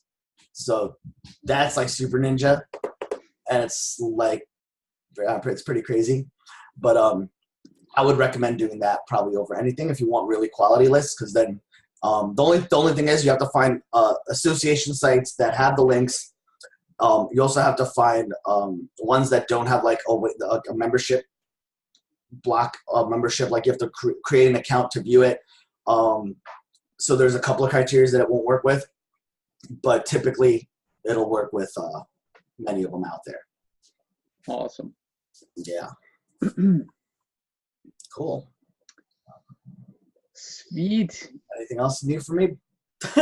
No, dude, this was great. I think the main thing for everybody just watching this right now is they just need to try it out. You gave them all the pieces. It's just about them trying it out, testing out different shit, and then they can just run these emails on autopilot and start getting leads. How many deals have you closed in 1 month from running this? Like what's the most amount of deals you've closed? I haven't been super aggressive with it lately. I'm setting up some other stuff, but initially when I first figured out, the system, it was more so that I knew I needed to send a lot of emails, and I needed to figure out a way to do it where I didn't have to monitor it every day. I needed to get massive data. I needed to be able to create it so it's on autopilot. But as far as when I first really hit hard with this system, I did my first 25K month with just that. Yeah. So that's the quickest way I feel to get to 25K. And one of the you're gonna have a lot of conversations. I'm not gonna sugarcoat it. You're gonna have unqualified conversations. Some people you're gonna get some nasty responses, sure, but essentially with any cold outreach, you're always gonna be on some sort of the offense, right? You have to say, hey, here's what I can do that'll help you, and that's just because the mentality of the business owner is hey, you reached out to me, what do you have for me? Mm-hmm. So you just got to be prepared to you have to have your pitch ready. You have to have your presentations ready. But the benefit of doing this is that you get more of those conversations and you get better at it. Mm-hmm. So those same conversations can turn into, I still have a lot of clients from back then that I got from one of these simple emails, and they stuck. And one of them is still actually a chiropractor. And now chiropractors are bombarded with marketing every other day, right? Right. So he's still with me. I got him back in January of 2017. That's sweet. So you send out these emails and then you try to get them on a phone call, I'm assuming? Yeah. So yeah, on the templates that you have, most of them will end with reply yes or book a call here. A lot of people just do reply, just wait for reply. When you start sending out in volume, it's going to be annoying to check replies all the time and kind of coordinate that. So that's why I kind of give a link to book a call with me on the actual email. So at a certain point where it's where you're kind of saying, hey, you know what, I'm going to be a little bit more choosy, picky on who I want to work with or who I want to take a call with. Then you can also add in filtering questions in that scheduling. Sure, it's kind of counterintuitive, hey, you reached out to me, why do you need to know all this stuff? You're trying to sell me something. But at a certain point, you're not going to want to have all those conversations. You're just going to want to talk to people that express interest. Yeah.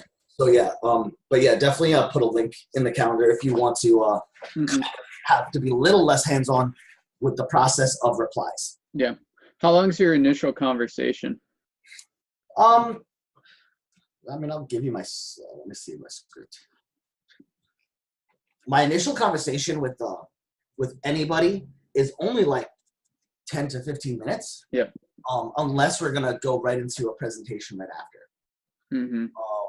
But essentially, I find out about their business, how long they've been in business, what the goals are for their business, what marketing has worked for them best in the past, what are they currently doing to market their business now. And especially with cold, you don't really know if they're marketing right now, unless you did a little bit of research on them before the call.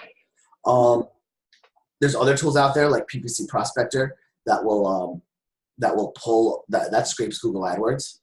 So you'll know that they're marketing just from that list. Separate sequence, right? Yeah. So essentially, nothing you probably haven't heard. I get an idea of their conversion rate, the ratio, right? I just ask them the questions. Out of 10 people, how many? If 10 people come into your door, how many of them will turn into customers, right? Yep. I can just do the math aspect of it and figure that out, and then from there I show them my system if it's a right fit. Nice. Cool. That's awesome, man.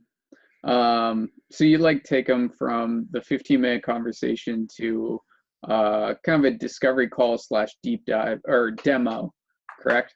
Yeah. So my demos, which I'm going to redo again for these inbound stuff that I'm doing, but my demos have always been just opening up websites. So what I would do, I would have the setup, I would have the ad, I would have an example landing page, thank you page. Yep. And then more recently, I do more lead ads, so I don't have the landing page example, but sometimes I'll still use that just to not confuse people. And then I'll show them the database, here's where they all go. And then here's an automation sample, right? Here's 30 emails that go out automatically, whatever it is, right? Whatever the automation is for that industry. And I would just go open up a bunch of browser tabs. A little shortcut, if you're going to do live demo of live stuff happening, what I did was open up everything you would need, like the exact steps you would go through on a separate Google Chrome window, like the exact steps, like from start to finish. And then what you do is you right click on one of the tabs and you bookmark all the tabs. And then I save that in a folder. So now what I do, I save it in a bookmark folder. So now I have like a folder on my browser that when I'm going to do a demo, I just right click the folder and I open them all in a new window. Oh, that's awesome. So you save like all that time of doing one by one. That's sweet. Yeah. But that's essentially the process. Just walk them through, what you provide or give them some examples. Yeah, give them a visual. Yeah. Yeah, I'm gonna be converting it more to, I guess, a Jeff Miller style. Like, I think he does more pitch deck, right? Mm-hmm. Yeah. Yeah, I'm gonna be doing that more often. Just because a lot of the videos I'm recording that are gonna already have it done, so I might as well just do that. Mm-hmm. Cool. Love it, man. Thanks for the golden nuggets. This was sweet. Yeah, bro. Cool. See you later. All right, guys. Welcome to probably the most important lesson in this course. It's referrals. And I see people fuck up with referrals all the time, and their biggest fuck up is not having a referral program in place or not mentioning it to people. So right now, after this video, come up with what referral program or programs you want to use and implement them and tell every single fucking person about them. All right, so let's just hop into it. What makes an effective referral program? It's simple. Always be pitching it. Do not stop talking about it. So put it in your email signature. DM people about it, your friends, family member, ex-coworkers, your current clients, ex-clients, tell them about it. Everybody should know about your referral program. So every time you're with a client, mention it. So they might not have somebody in mind to refer you to the first time, but the second, third, fourth, maybe it takes 5, 6 times, they'll think of somebody and they'll refer you to them, especially if you're doing good work. So simply put, just announce it to the world. Mention it to everybody that you know. And pro tip here, you guys, when somebody says they have somebody in mind for you, get them to introduce you immediately. Do not let it fall by the wayside. Be like, hey, can you send a quick message to them and copy me on the email or through the Facebook message? Get them to do it then and there. Do not let it fall by the wayside. That is huge, huge, huge. All right, so here's the first referral program that I've used and I've seen plenty of people be successful with. It's just simply $200 to friends and family members. Tell all your friends and family members about this. And Aaron, who's in the course as well, he's used this and he landed over $15,000 worth of clients in his first month simply through referral programs like this. So I'm pretty sure you have friends and family members. I'm pretty sure that they know other people. Then you should be mentioning this referral program to them. So it could go something like this. Hey, Susie, you know I run a digital marketing agency, right? And how I produced X result for, let's say, like Applebee's as a restaurant last week, right? Well, I'm looking to expand. Can you mention this to your boss and possibly set up a 15-minute meeting for us? If the deal closes, you get paid $200. So $200 is way more effective than $100. I thought I should just mention it there. It's something about that. But if you're charging your clients $1,500 a month and simply just take $200 out of that for a referral, that is nothing. That is chump change. So mention this to all your friends and family members. And also right here, 15-minute meeting. Guys, don't try to hit a grand slam when you don't have anybody on base. Go for a 15-minute meeting. Keep it short at first. if you pique their interest, go for the longer meeting. You don't want to ask for too much right off the bat. That is very important. Okay, so let's go into referral program number 2. This is my little baby. I used to have it was 5 customers, but now it's 3. So if a current client, only a current client, gets me 3 new clients, 3 new clients over the lifetime of them working with me, I'll do their next month for free. So that doesn't include ad spend. They still spend the ads or pay the ad spend, but that saves them $2,000 to $3,000. So a lot of people start thinking of people that they can refer you to. And I had one CrossFit client that I don't work with anymore, who I said this, it was when I had 5 new customers, or like when he was trying to refer me to 5 new clients, and he referred me to a shit ton of people, and actually 2 of them closed. But nobody's gotten the free month yet, but this is an awesome incentive for your current clients to refer you to new clients. And they'll really start thinking of people, especially when you start producing awesome results. So yeah, you can put this in your email signature.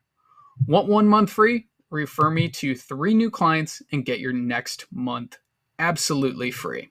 Put that in your email signature to remind them over and over and over that you have this referral program. And pro tip here, and I already said it, put it in your email signature. So the last referral program I have for you guys, it's very simple.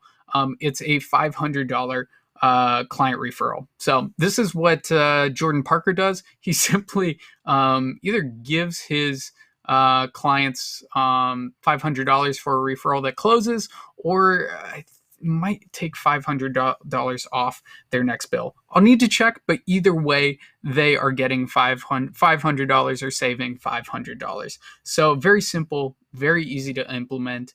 Take your choose your referral program or make one up that's effective, but these 3 work. I use these 2 right here. So just get a referral program and launch it out there. Tell everybody about it. That is what's going to make your referral program effective. Also, you guys, if you have a referral program that you absolutely love, drop it in the group. We'd love to hear about it. And I will see you in the next video. All right, guys, in this video, we'll be talking about how to turn your Facebook page, your personal Facebook page, into a sales funnel. This is one of the best ways to scale your agency. So you're going to want to add business owners of the niche that you want to work in or the niche you want to focus on. So gym owners, chiropractors, spa owners, whoever you're focusing on. And we'll go into another video how to add those business owners properly. But in this one, we'll just show you how you should set up your personal Facebook page and what you should be posting. So as you can see, I got Jeff Miller's page up, Jordan Parker's page up, and my page up, and I just wanted to start here. So this post generated me 2 or 3 leads of chiropractors and gym owners, and that was simply from referrals from my friends reaching out saying, hey, my chiropractor needs more people at his clinic. Do you think you can help him out? I'm like, heck yeah, introduce me. And it was simple. So at this time, I was also trying to attract students. So this post was kind of to encourage them to not like overthink things because I was super nervous. But the main point of this headline here was I want them to keep reading. So your headline, your first line, your first 2 lines are very, very important. So remember that. And you can turn it into a story kind of like I did. It's a short freaking story. But you change the headline. This was more for students than actual chiropractors or gym owners. But you want the headline to make them want to keep reading. So I was super nervous. I hadn't heard from Dr. Biandello for, I said his full name, in 3 weeks. So obviously you want to keep reading from there. Another big component is putting in numbers. So we've generated over $10,000 with a little over $400 in ad spend. Way to go, Dr. B. So cheering him on and making it super positive, and numbers are huge, huge, huge. And I got pictures right there. Pictures are good because it causes people to stop scrolling on their news feed. So I always suggest adding pictures. So how do you set up your Facebook page? So first step is by creating a banner. Now, it doesn't have to look like this because I'm also trying to attract students, but Jeff Miller's is very good. It's professional. It looks like he knows what he's doing. He kind of looks like a public speaker there. Just something that looks super professional, and it paints you in a good light. Also, Jordan Parker, not bad. Just was that a lake or something? But I like to convey I'm the six-figure digital marketer. It brands me in a light that I know what I'm doing.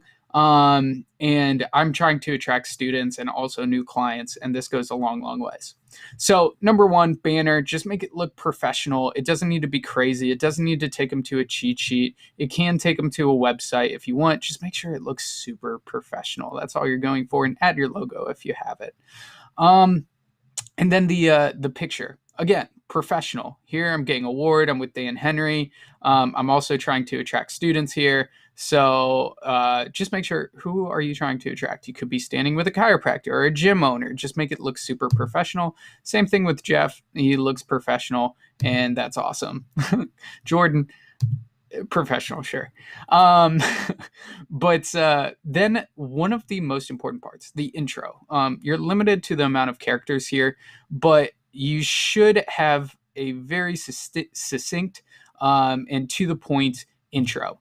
So again, it's a this, so that statement. So I help entrepreneurs and agencies implement messenger bots so they can add 6 figures to their income. So if an entrepreneur or an agency owner comes to my page, they'll be like, holy crap, how can I implement messenger bots and add 6 figures to my income? That's awesome. I need to talk to this guy. So Jeff Miller too. I send 30 car wash customers to car washes all across the United States every single month, guaranteed. That is awesome. That is what car wash owners want, and he's guaranteeing it. And 30 new, that's crazy. That's awesome. Jordan Parker just basically talks about who he is. So those are the big components. There's one more.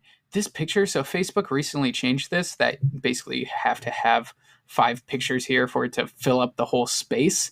But on mobile, this will show up as being huge, and I have an arrow pointing towards my group and my website. So that's something you can do too. So say you have a free cheat sheet for helping chiropractors get Facebook leads, boom, arrow to the cheat sheet that they can pick up, something like that. And if you just have one picture here with an arrow pointing down on mobile, it will point straight to your cheat sheet. So yeah, you can make that in Canva. You can make your background in Canva, whatever you want to do. I love Canva. So those are the basics of your Facebook page. So the big reason I have Jordan Parker's page up is because he is awesome at posting results. It's ridiculous. I'll tell you a little story about one of his posts in a second here, but I want to show you these. So 500 NP Cairo leads for $342 a pop in Georgia since January 23rd. Numbers, numbers, numbers, numbers. See, it's very simple. He's got a picture. He's got a stupid little smiley face here, but numbers are what sells. So how long did it take him? Since January 3rd. How many leads did they generate? 500. How much did it cost per lead or total or whatever you want to say? $3.42 per lead. Ad numbers. So just go through Jordan Parker's page. He posts his results all the time. They look awesome. And also what he could be doing is reaching out to his target audience a little bit more. So obviously it's chiropractors. So he has a bunch of chiropractic friends. One thing that he can do to increase engagement on his page and show up higher in the newsfeed is ask chiropractors questions directly. Just ask them a question like, hey, why did you become a chiropractor? Question mark. And then post that out there, and chiropractors will answer to that, especially chiropractors that are addicted to Facebook. Then the more they answer to your posts, you'll actually show up higher in their newsfeed. And then when you post these result posts, you'll get more engagement on those as well. So ask simple questions and get more engagement for your target audience. So Jeff Miller has just go through his page as well. He was doing 90-second marketing videos. Hey, there I am. He was doing 90-second marketing videos that were fucking awesome. If you're good on video, make those. Give your target audience like just quick tips on how to improve their marketing. They'll see you as an expert, and they will reach out to you. Don't think that this is going to change things overnight. But the more you post like your results and all that good stuff, the more more clients you'll attract. So give it time, but the more you post your wins, the more clients you'll land. So yeah, those are the basics, you guys. Just set up your banner, set up your picture, set up your intro, and maybe have a cheat sheet down here. I'll show you mine again. You can certainly have a cheat sheet. Just use a simple ClickFunnels page, capture leads and their email address, or you could even send them to a bot, however you want to do it. And make sure that you are posting results. So that is about it for this one. In another video, we'll go over how to add your target audience, like gym owners, chiropractors, spa owners, on Facebook. So hope you enjoyed this and start implementing. Let's go. I love making these walkthrough videos for you guys because I feel like these are the most helpful. So this is a little bit different. This is a social stacking campaign that I ran for. He's a chiropractor slash he runs a wellness clinic with functional medicine. So these overlap with these what I'm doing overlaps with chiropractic services. You can run the exact same campaign, just using a little bit different language. So let's just hop into it. And what do I mean by social stacking? So social stacking is when you get a lot of likes and you get a lot of comments on your page, and then you look, that's me. So I like to do this with my campaigns. I like to always like it and put a comment in there to kick things off. So we posted this to his page to rack up a bunch of reactions and a bunch of comments and people just cheering other people on and giving them a little story. So this first line is super important. So you could call out your audience, talk about like, hey, Cleveland or something like that. I like this. So this is a crazy story. So there's this picture of Dr. B and then this lady, and people are going to be intrigued. What do you mean? This is a crazy story. And it is. So this is Anna. Anna claimed one of our $21 health assessment discount vouchers and blah, blah, blah. Super heartwarming story. She came in there with no energy, lacked self-confidence, all that stuff. Then she lost 25 pounds. She gained ton of energy. Just amazing. So are you facing the same? We're giving away 30 more of these vouchers for a limited time only. Good for $21 complete health assessment. Click here. So I know there are all these rules. Put the URL above the fold, blah, blah, blah. Doesn't really apply here because you want them to read through this story and get really emotionally involved and then click on here. So it works. So we wrote this up. We put it on. I had him write this up. I gave him an example. So with your chiropractor or doctor or whoever, give them this example. Show them like how it should be structured, going from where Anna was or where that person was prior to coming to the clinic and how the clinic changed their life. Boom. That's it. Give them the link. And we posted this to his page. I think I boosted it for $10. Got a bunch of likes and comments. Super happy with it. Then I went into Business Manager and blasted it out. So as you can see, we slowed down on health assessment leads, and now we're around $8 per lead. So we wanted to move to a social stacking campaign. So we ran this. We're running it for conversions, health assessment story, conversions for leads. And then for the 2 ad sets that we're running right now, we've got women in Broadview Heights, 55 to 64, women in Broadview Heights, 45 to 54. And this is converting a lot better. I want to run it for a little bit longer up here, see what happens. But it looks like we'll be scaling this one at 20% coming up here. So it's actually ran for a few days.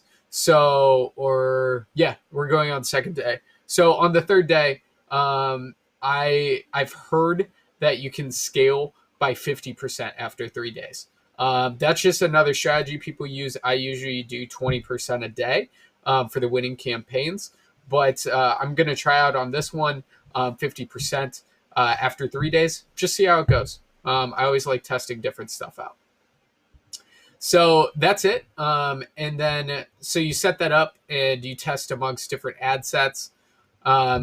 We knew that his target audience was between 45 and 64. I just wanted to see which one worked the best.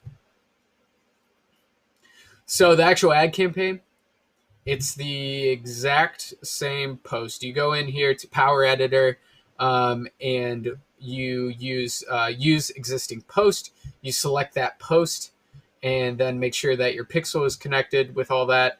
And that's it. That is absolutely it. You just select that post and blast it out. Super simple. So after they click on the link, here is the funnel. And it's not the sexiest funnel, but it works. It converts. So I'm happy with it. I just keep running with it. Get your $21 complete health assessment voucher. Boom, click there. We have the time when it ends. I couldn't fix this. I had to delete some more stuff to fix it, and I just left it, and who cares? There's that space there. I wouldn't want it there, but who cares? It works. And then we go over what is in the $21 health assessment and the value for it. I talk a little bit about Dr. Biandello here because people are worried about their health and they really want to trust people that are helping them improve their health. So I want to talk a little bit about him. And then I want to go into testimonials, which he had amazing, amazing testimonials. If your chiropractor does not have testimonials, make them get it. Have them use Boostio and just send out a link from Boostio to their email marketing list to capture those testimonials. So we put 3 in here. They're all involving women because we're only targeting women. And then we have 2 more down here. Just transformation pictures. People say that you can't use transformation pictures on Facebook. I found like if you put them on a sales funnel, Facebook doesn't check it, so it's fine. And then real simple, we just capture their name, email, phone number, give them my voucher. So very simple, but here is where it gets interesting.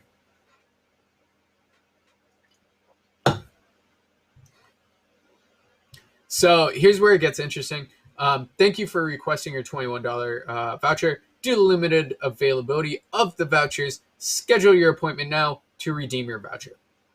So you want to inject scarcity in there and say they have to schedule now to redeem their voucher. I didn't say have to, but do it. Basically, you're yelling at them, do it.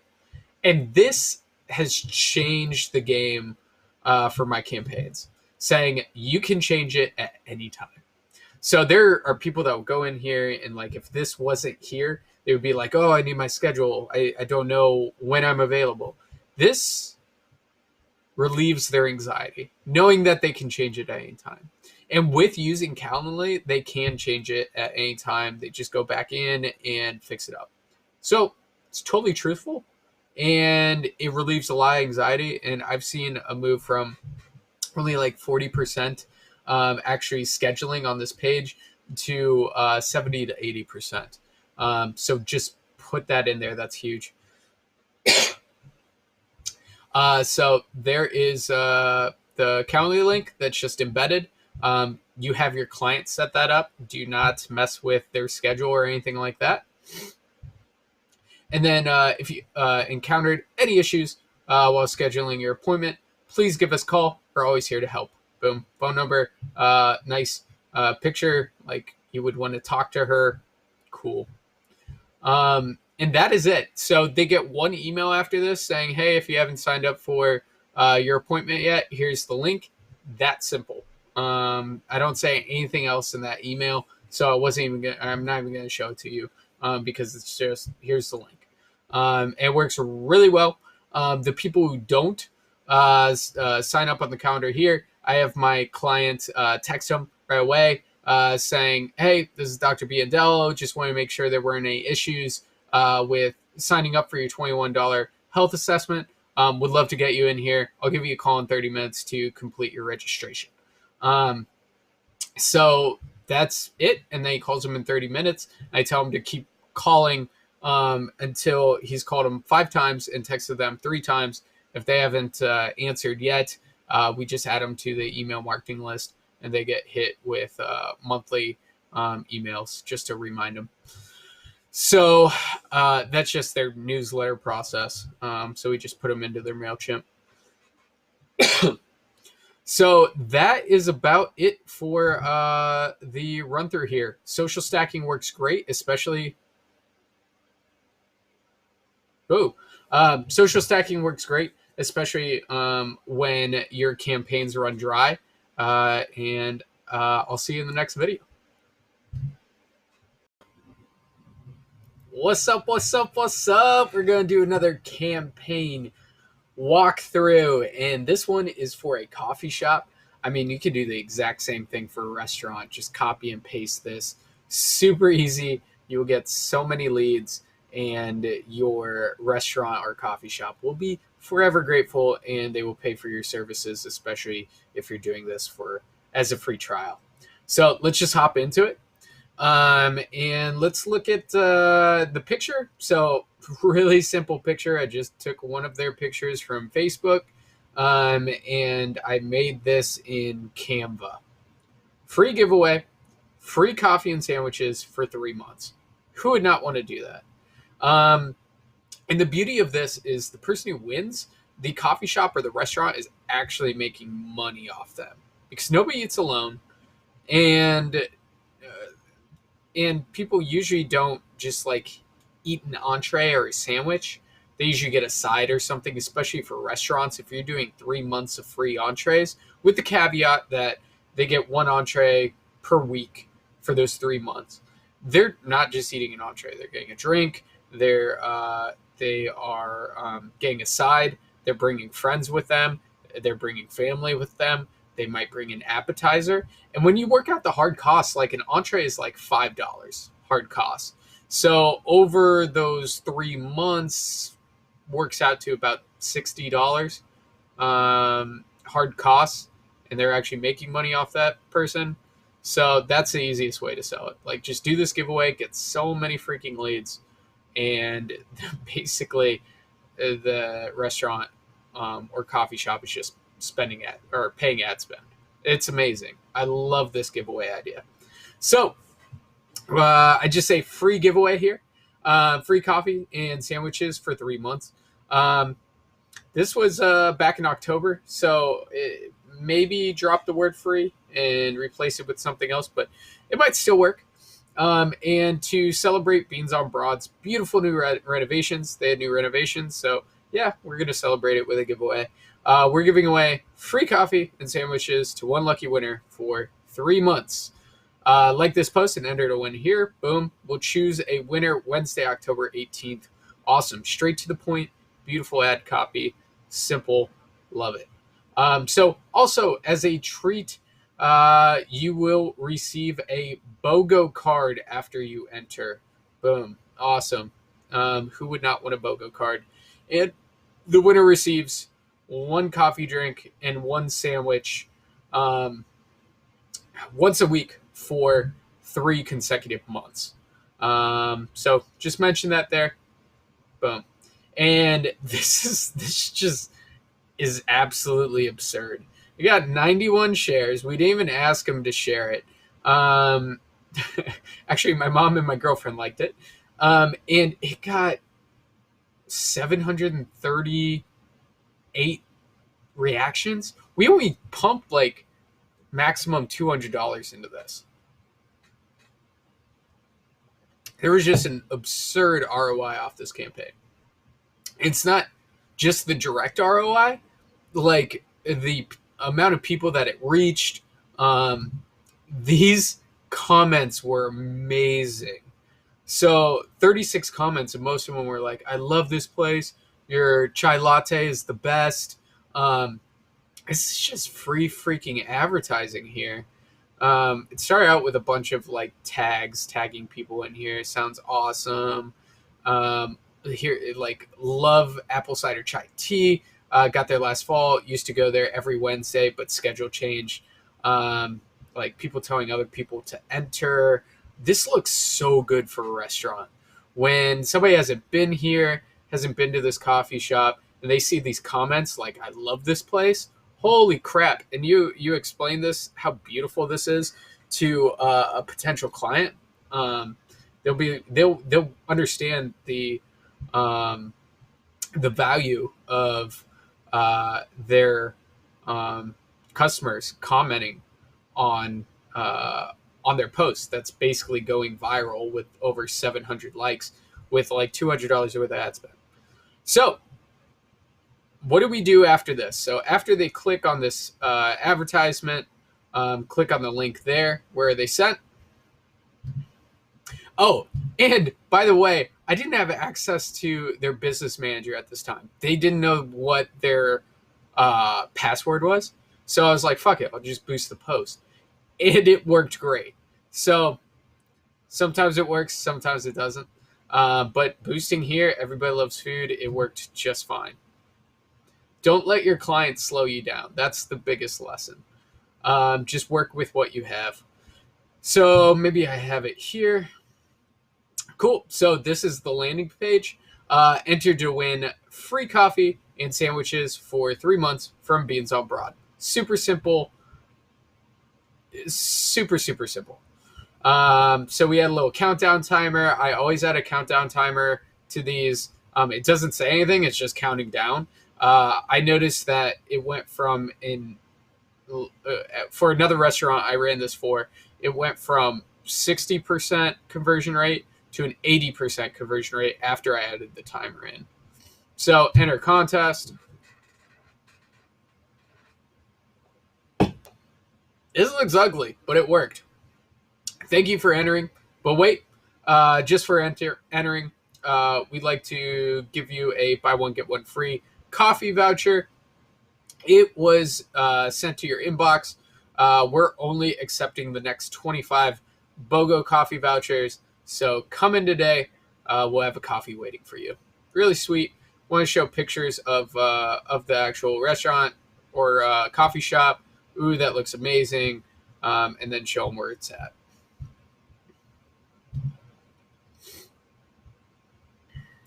So what do they get after that? They got a 3-part email series, which is different than I do it now, but this worked really well. So we gave them a little story in this first one. Let's go into it. Maybe we can do this.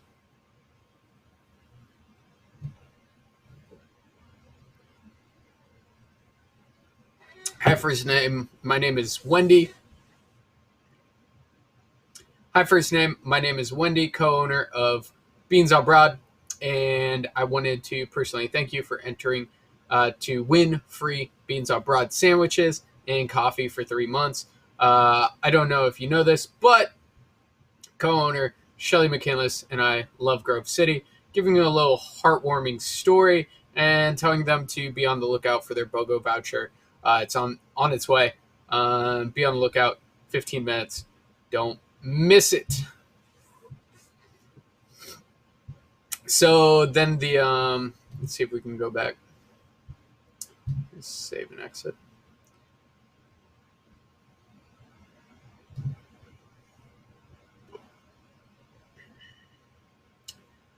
So for the targeting for this ad, you don't really need to target.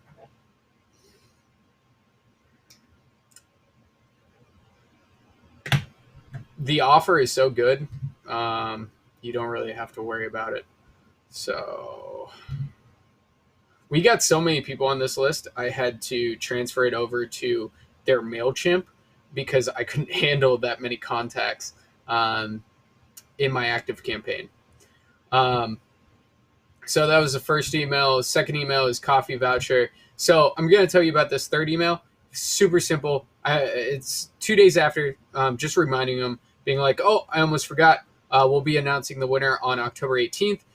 Give us a like on our Facebook page to get notified if you won. So then we gave them the link to their Facebook page, and we got likes there. And then here, when we were actually giving the BOGO card, I think this is super simple as well. Yep. As promised, here is your BOGO coffee voucher. Only $25. Give them the address. Show this to our incredibly nice baristas to redeem. Boom. And I made this in Canva. Super stinking simple. And that is about it. I didn't notify them when a new lead came in because they would have been blasted. Would have been absurd. And the baristas had a Google sheet where they would mark down when somebody redeemed the voucher, just so we had a count. And I think it was around 65 people that redeemed their BOGO gift cards in 3 weeks. So worked great. And this campaign works amazing for restaurants and for coffee shops. So go get it, you guys. I hope you enjoyed it, and see you in the next video. What's up, guys? I am super excited for this little lesson. We are going to do a run-through of one of my campaigns for a gym client that absolutely killed it. We got 258 leads in 3 weeks. And if you guys just copy this campaign for a gym, you'll do the same. And then also on top of this, we sent out a broadcast about a week after the giveaway ended, and broadcasted out, reminded, hey, guys, take advantage of your 2-week free trial. And we got 14 people to close, and the gym actually flipped them for a 6-month membership, and I believe that was like $200 each. So $2,800 off broadcast. Not that bad. But anywho, let's just jump into it. So this is the ad that I ran. The very first thing I did was I went to Canva and created this image. I just took pictures from their Facebook and put them in Canva and chopped them up and made it look kind of cool. My thinking behind this was, hey, show them that they're group classes, that you can work out, they're nice and friendly. Here they are. And then what their gym looks like is always another good picture to put in there. And then in the middle, I want to say free giveaway. Now I say huge giveaway, just because the Facebook organic reach gets a little bit lower if you say free, and make sure that your picture has under 20% text. So mine does there. So we are all good to go. Posted this picture on their Facebook wall. And so here's the ad copy we used.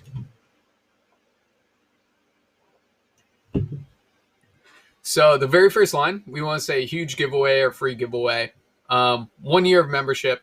And the gym owner said, hey, let's throw in 3 months of personal training, because when they start personal training, we can flip them pretty easily. I'm like, okay, that sounds sweet. More incentive for somebody to sign up. So you want to give people a reason why you're doing a giveaway. So we just said here, to celebrate the coming holiday season, we're giving away 1 year free membership and 3 months of personal training to one lucky winner, absolutely free. Like this post and enter to win here. And this link goes to a messenger bot, and I've no longer use like this post because it kills the reach on Facebook now. But sometimes I start it with like this post, so we rack up some likes, just likes from people that already like their Facebook page. And that's what you want to do, is add up social proof first to this giveaway. So then say, hey, we'll choose a winner on Friday, December 1st. Tell them when you're choosing the winner. And then this is huge. When you click to enter the giveaway, you'll be sent a Facebook message from OnyxBot. Make sure you click get started at the bottom of the message. So let them know that a Facebook message is coming their way, and to click get started, because it can be hard to find. Then the very last line is just to add some intrigue. So bonus, OnyxBot has an extra special gift or special treat for you, which is just the 2-week free trial. And then for members, I forgot what we gave actual members. I think it was personal training sessions for free. So both members and non-members were getting something. So as you can see, for this page, we got 164 likes. And then we also posted it on another page that they had. And these are actually still pinned. That's kind of cool. And we got 167 likes, both with a good amount of comments, good amount of shares. You'll find that, like, with these giveaways, people like to share the giveaways. So that's really cool. So we want people to click on that bad boy. So we post it to the page, and then we rack up like organic likes and organic people going through the bot. And then after a day, we want to go over to Business Manager and run it as an advertisement. So for gyms, I typically just leave it open. So my ad set targeting is typically 18 to 64. And for a 10-mile radius around the area. And I split test among men and women and figure out which one works best and just go with that. It's that simple. Make sure you link up this sign up button to this URL, and you'll be able to do that in Business Manager. So I will put this ad copy in a downloadable, probably Word document down below. So feel free to just plug and play, copy it, do what you want with it. And so on to the Messenger bot.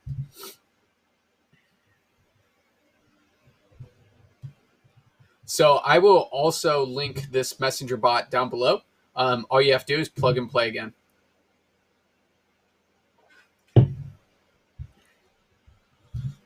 So here, we just have a logo. We say, hi, first name, I'm OnyxBot. I'm going to help you enter to win 1 year of free membership and 3 months of personal training. Are you ready? The 1% of people that said nope went right back to yes and clicked yes. So I just leave them an option there, but nobody clicks it. Tag. This says Zapier integration, but you actually want to put Zapier integration at the end. And then here we're asking, what's your best email? It's very important to say we'll be emailing the winner with instructions. Just a reason for them to give you their email. And then what number should we call to notify you if you win? And right there, another reason why they would want to give you their phone number is because they want to win and they want to be contacted when they win. And that's reinforcing in their head that they have a possibility of winning. So always good when you can do that. So thank you. We'll be calling and emailing the winner on December 1st. We hope it's you. Just so they know, so I have a couple more questions to get you entered into the giveaway. I usually say officially entered into the giveaway now. Kind of just reinforces that they're not entered yet. And are you currently a member of Onyx Health Club? So this is huge. You've got to split them up into yes, they're a member, or no, they're not a member. And then you have different things. So if they are a member, which Onyx Health Club do you belong to? So there were 4 in the area. So we had them type out where they actually belonged.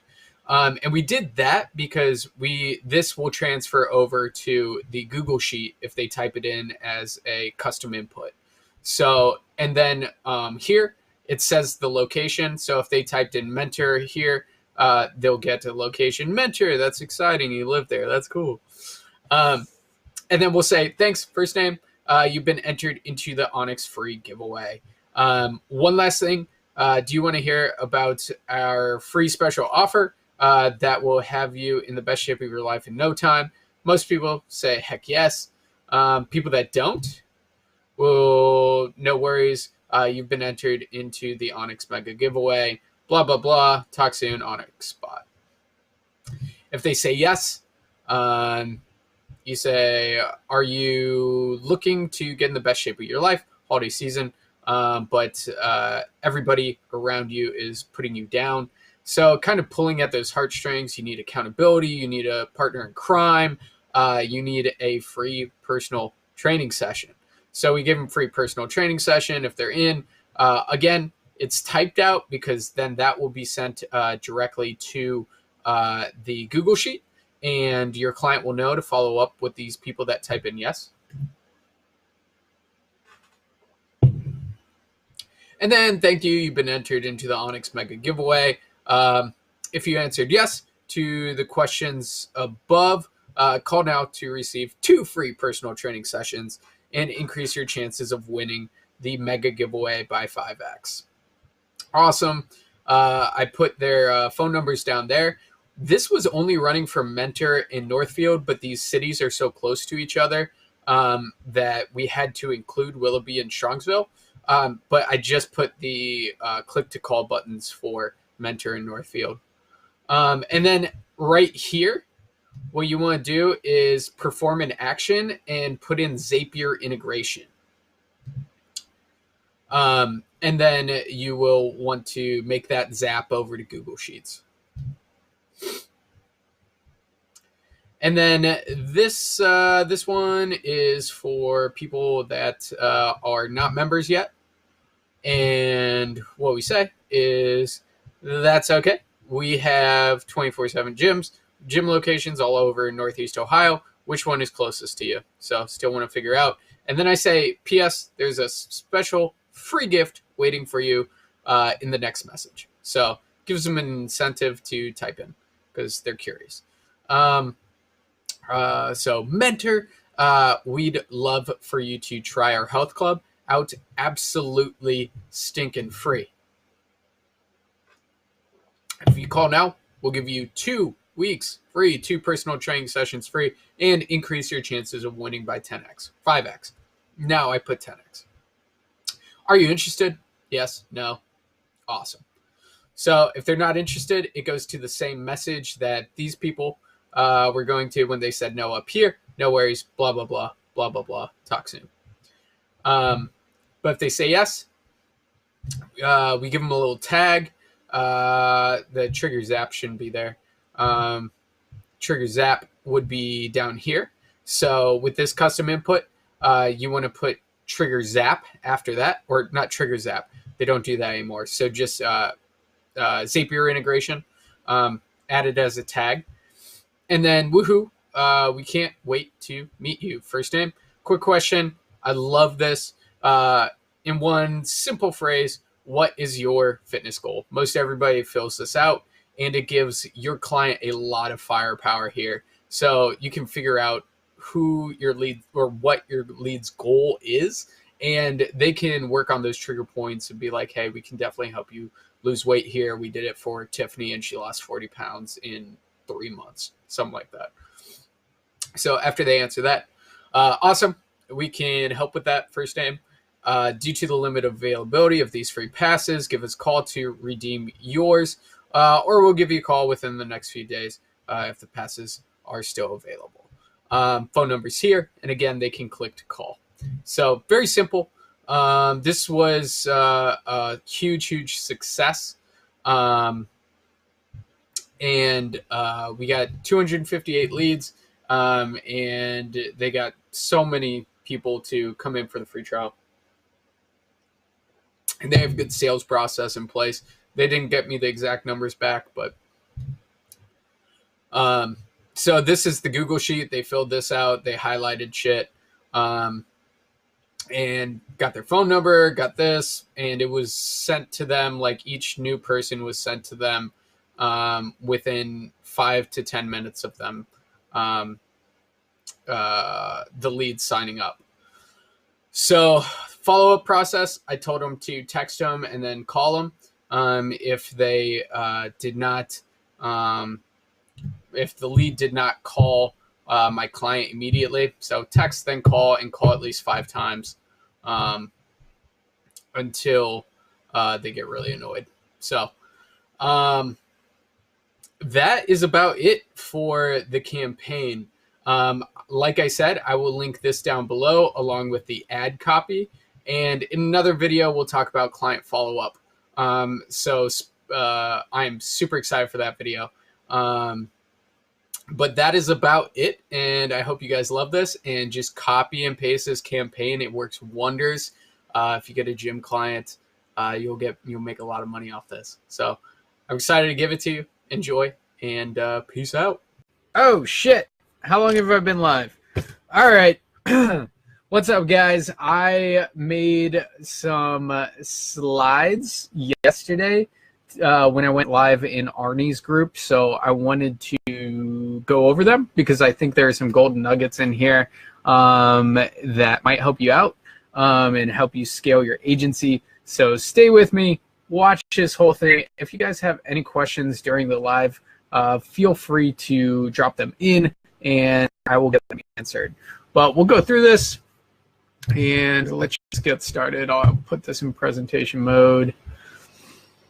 Cool. So most of you guys know, I'm Andrew. Started an agency in August of 2017, so it hasn't been long. I went from 0 to 10 clients in less than a month. I'm part of Dan Henry's 10K Club and a Facebook agency owner, but you guys all knew that. And this picture over here, so I said this thing and I was like, shit, that's really smart, but it's so true. You don't want to change. You want to take action, and with action, you will change. So I hear people over and over and over saying, I need to change, I need to change. No, you need to take action and focus on one goal. So if you're here, your goal is probably to scale to a 10K per month agency. So focus, hyper-focus on that goal, and don't stop until you get there. Take massive action until you get there. So cool. Go to the next slide. What's up, 4 people here? Let me know, 5 people. Let me know what's up. Tell me who's here. And hi, love you guys.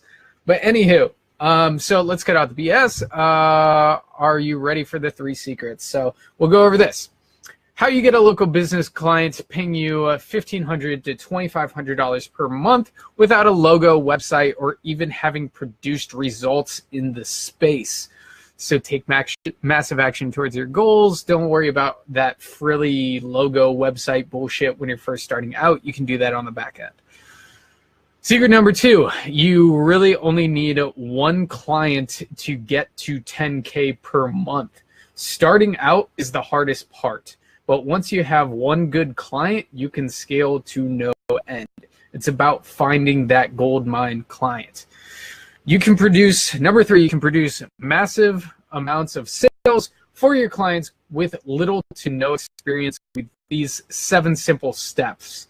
So we'll go over those 7 simple steps, how I run my agency, and how you guys can structure it to be as like simple as possible for you, and produce massive results for your clients. So let's keep going. Woohoo! Let's go to the pool. I don't know why I put that meme in there.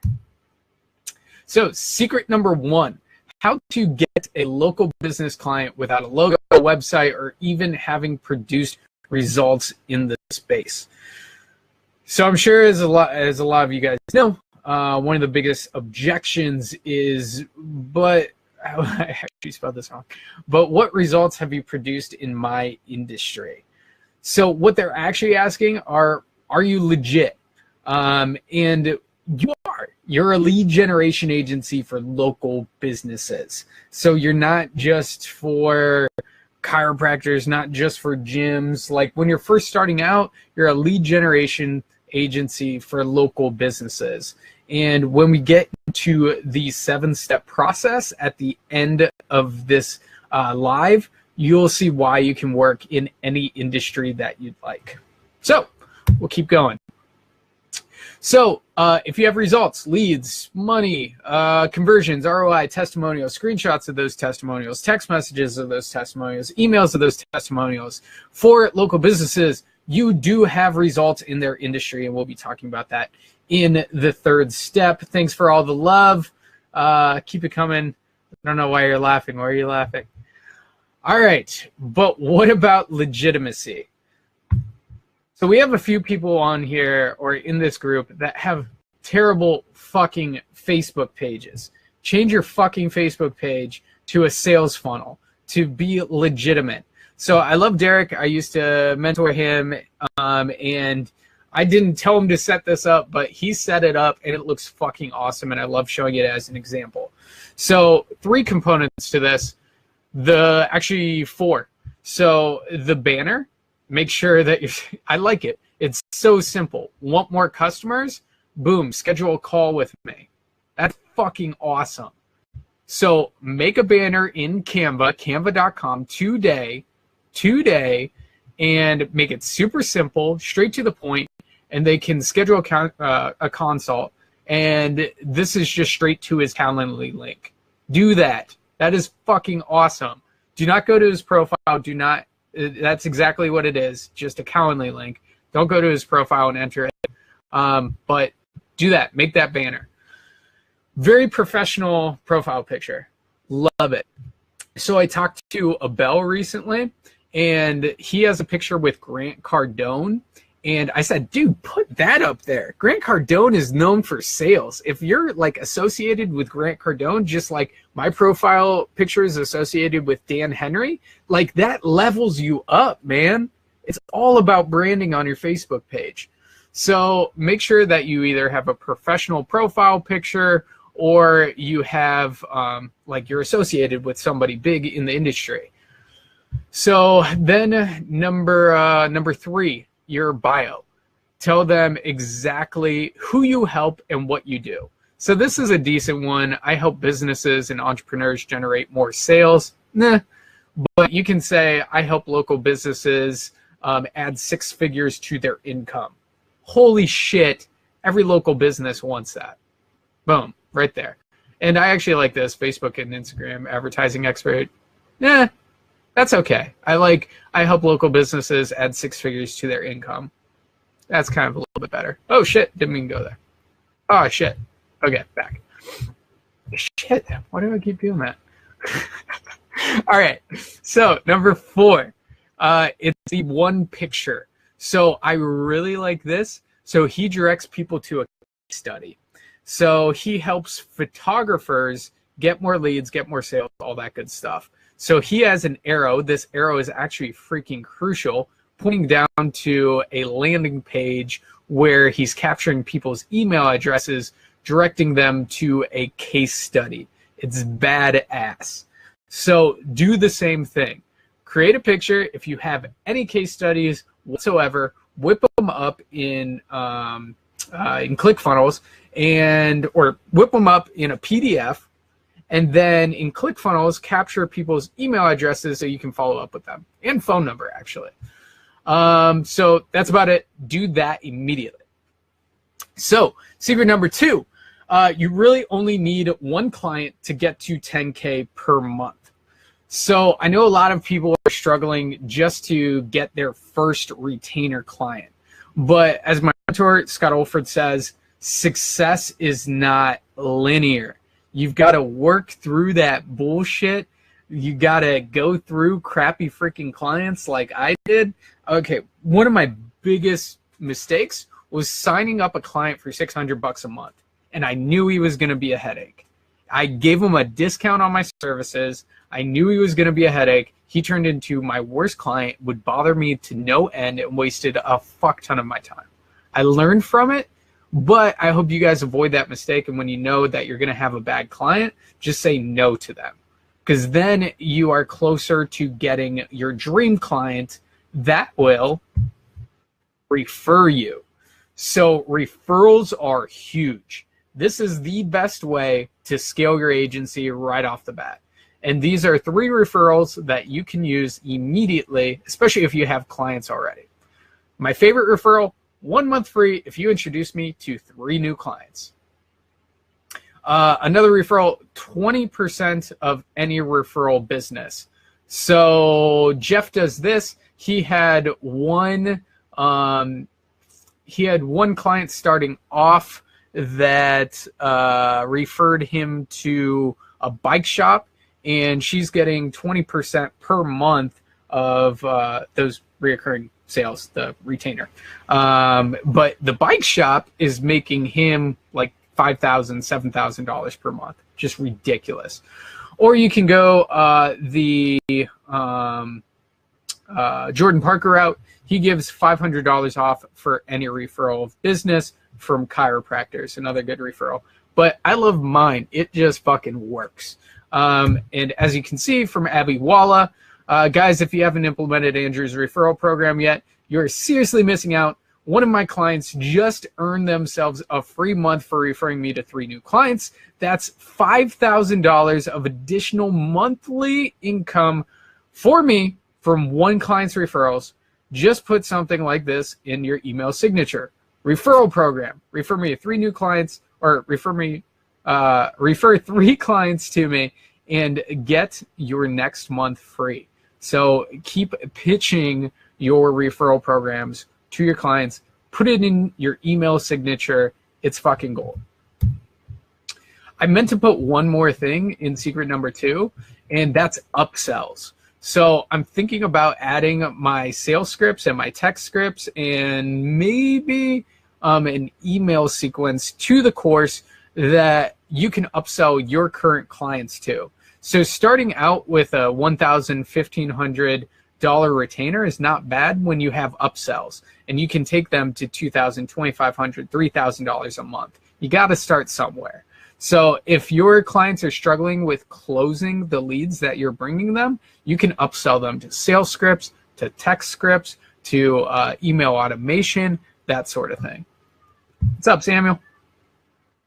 So secret number 3, you can produce massive amounts of sales for your clients with little to no experience with these 7 simple steps. Let's get into it. So anywho, the 7 simple steps. Number 1, target audience research. Number 2, a click-worthy wallet out, ready to buy offer. Number 3, the Facebook ad. Number 4, the simple, stupid landing page. Number 5, the I need that to dial thank you page. That was a stupid one. The touch point follow-up, and then the close, baby. All right, so number 1, target audience research. This is why you don't need to be an expert in a specific industry. If you ask your client's target audience what their number 1 goal is, what their number 1 sticking point is, what their number 1 fear is, and the number 1 thing they want to learn, you know everything about them and what they want and you can literally reach into their pocket with the words that they have given you and make a fuck ton of sales from it. So wait for 30 quality responses. I'll make a video on this and put in the course shortly here, how I do target audience research. So get excited about that. If you are excited, give me a hashtag target audience. Give me a hashtag research down below if you're excited for that video. But anywho, wait for 30 quality responses, recognize the patterns, take your clients' target audience words, and use them in your Facebook ad. So number 2, you need a click-worthy, wallet out, ready to buy offer. So that is under $50, because anything over $50, there's too much buying friction and people probably will not act on it on the internet, especially if it's a Facebook advertisement. So under $50, use your target audience research to figure out what that offer might look like. For example, I used target audience research on a gym recently. We found out that a lot of responses to what your number one fear is injuring themselves. So we made a quick and dirty PDF about how to not injure yourself. That was it. And added it to the offer, and it converted a lot better. So value stack. I preach this over and over and over. When value exceeds price, that's when people buy. If you can add every single thing that is included in your offer and why it's valuable to your target audience, they will be more likely to buy from you. And then limited availability, scarcity. So only 30 vouchers available this month, because people don't act unless there's scarcity, unless they have to act now. So I'll take a break there. I'm actually going to look at the comments right now. Let's see what we got going on. What's up? Brian, let's hop on a one-on-one, buddy.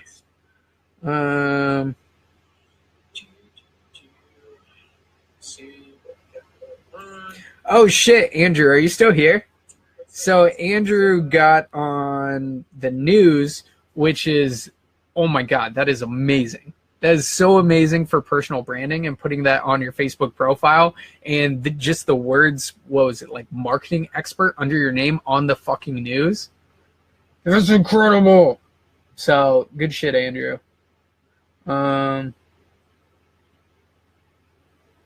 Jeremy, my page is shit. Yes, fix your Facebook profile. That will help so much. All right, the Facebook ad. Number 1, you have to have a good graphic. It needs to create a pattern interrupt. It has to give you a good vibe. So look at your video, look at your picture, and ask yourself, does this give me a good vibe? Would I want to go into this chiropractic office? Would I want to go and work out at this gym? If it does, then it's a good picture.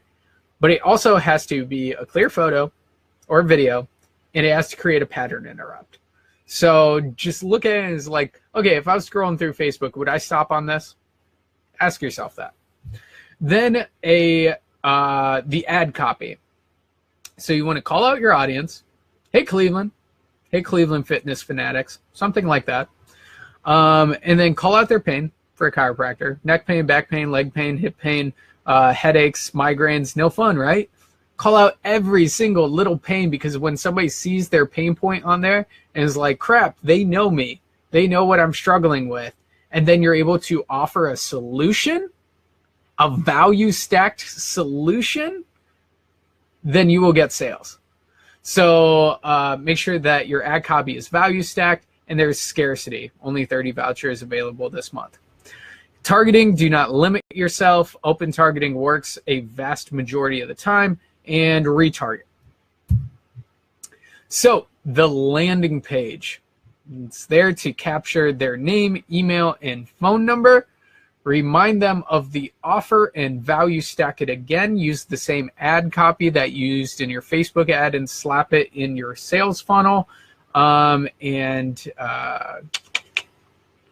Direct their attention to the opt-in. So if you want to add arrows, the big thing for landing pages is you want to split test them and figure out which one works the best. And don't overthink it. Keep it simple. Don't add too much shit to it. Like, you just want to capture their name, email, and phone number. The thank you page. Entice them to schedule a call or schedule a time to come in or to call your client. So those two things.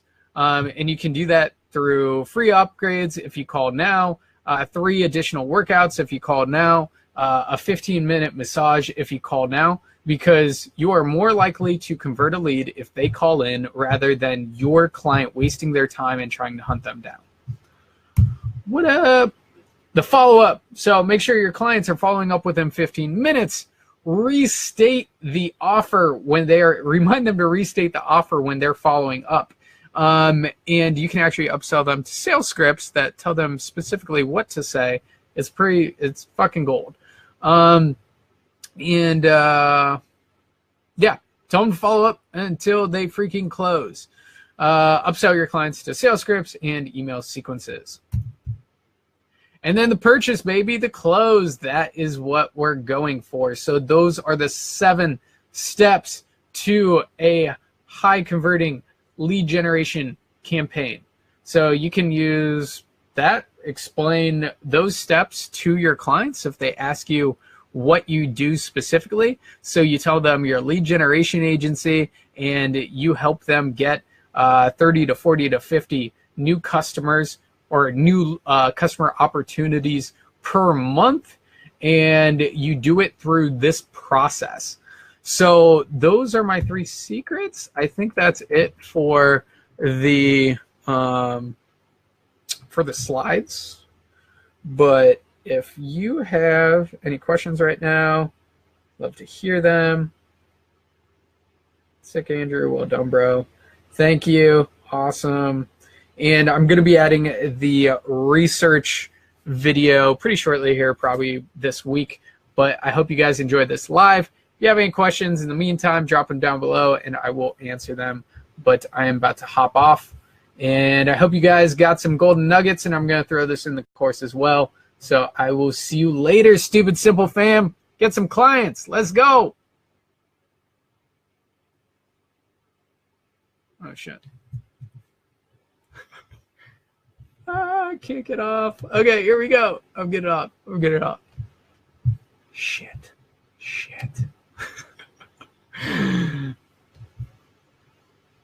Oh, my computer's so slow.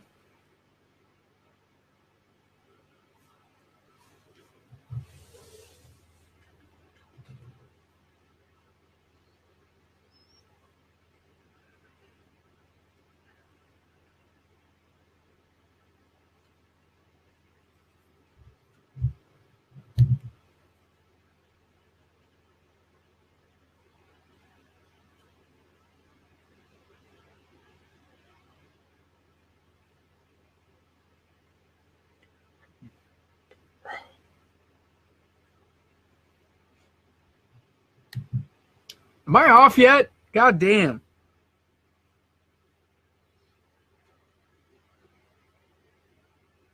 So either your client just sent you payment or you just got a verbal commitment from a free trial client. So what is it that you do next? So we're going to be talking about the client onboarding process in this video. And what you need to take away from it is that onboarding needs to be as seamless as possible and as painless as possible for your client. Just get it done. Get it done quick. So speed is key here. So after you receive payment or the verbal commitment, get access to your client's Facebook ad account and Facebook page. And all you have to do is send them these links. Send it via email. I send it via Facebook Messenger, and I give it to them, say, hey, let's link it up, and ensure that your credit card is connected to that account. So let's say they get these links and they're just inept. They don't know. They're reading through it and they just get confused. Happens to some people. So they say, it's not working. Okay, Mr. Client, I can get it done right away. just ask for their Facebook username and password and do it yourself. So, like I said, speed is key. So, just ask for their username and password. And if they need to go through Dashlane or something else, just get it done quickly. And I've done this with so many of my clients. I'm like, hey, just give me your username and password and I'll get it done today. And basically none of them, I have not had a no. There's been some hesitation, but not a no. So just convince them to do that, and it will, like, things will speed up so much quicker. Just get their username and password. So once you have all that connected, and remember in the discovery, just remember the discovery meeting, in the onboarding meeting, you should have figured out what an offer might look like. And from there, you're good. They should have Facebook pictures and Facebook videos all over their business page. So you should be good on that front to start building out their campaign. One extra thing that I like to do is to share a Google Drive. So I don't need all of this stuff to start their campaigns, no way, but it's just there as a repository, I think that's the right word, for their marketing materials. If they want to give me videos, pictures, past campaign examples, CSV files, that sort of stuff, they can just drop it in a Google Drive and we just have that together. And then also your materials. So if you're writing an email sequence out for them, I might outsource for my email sequences, but you can put the example in the Google Drive and you can say, hey, look over it, make sure everything's good before it goes up. And they can do that. Just put it in the Google Drive. If you're upselling them sales scripts, you can put that in the Google Drive as well. And they can share that drive with their sales staff. And also the Google Sheet with the leads contact information, you can add that to the Google Drive.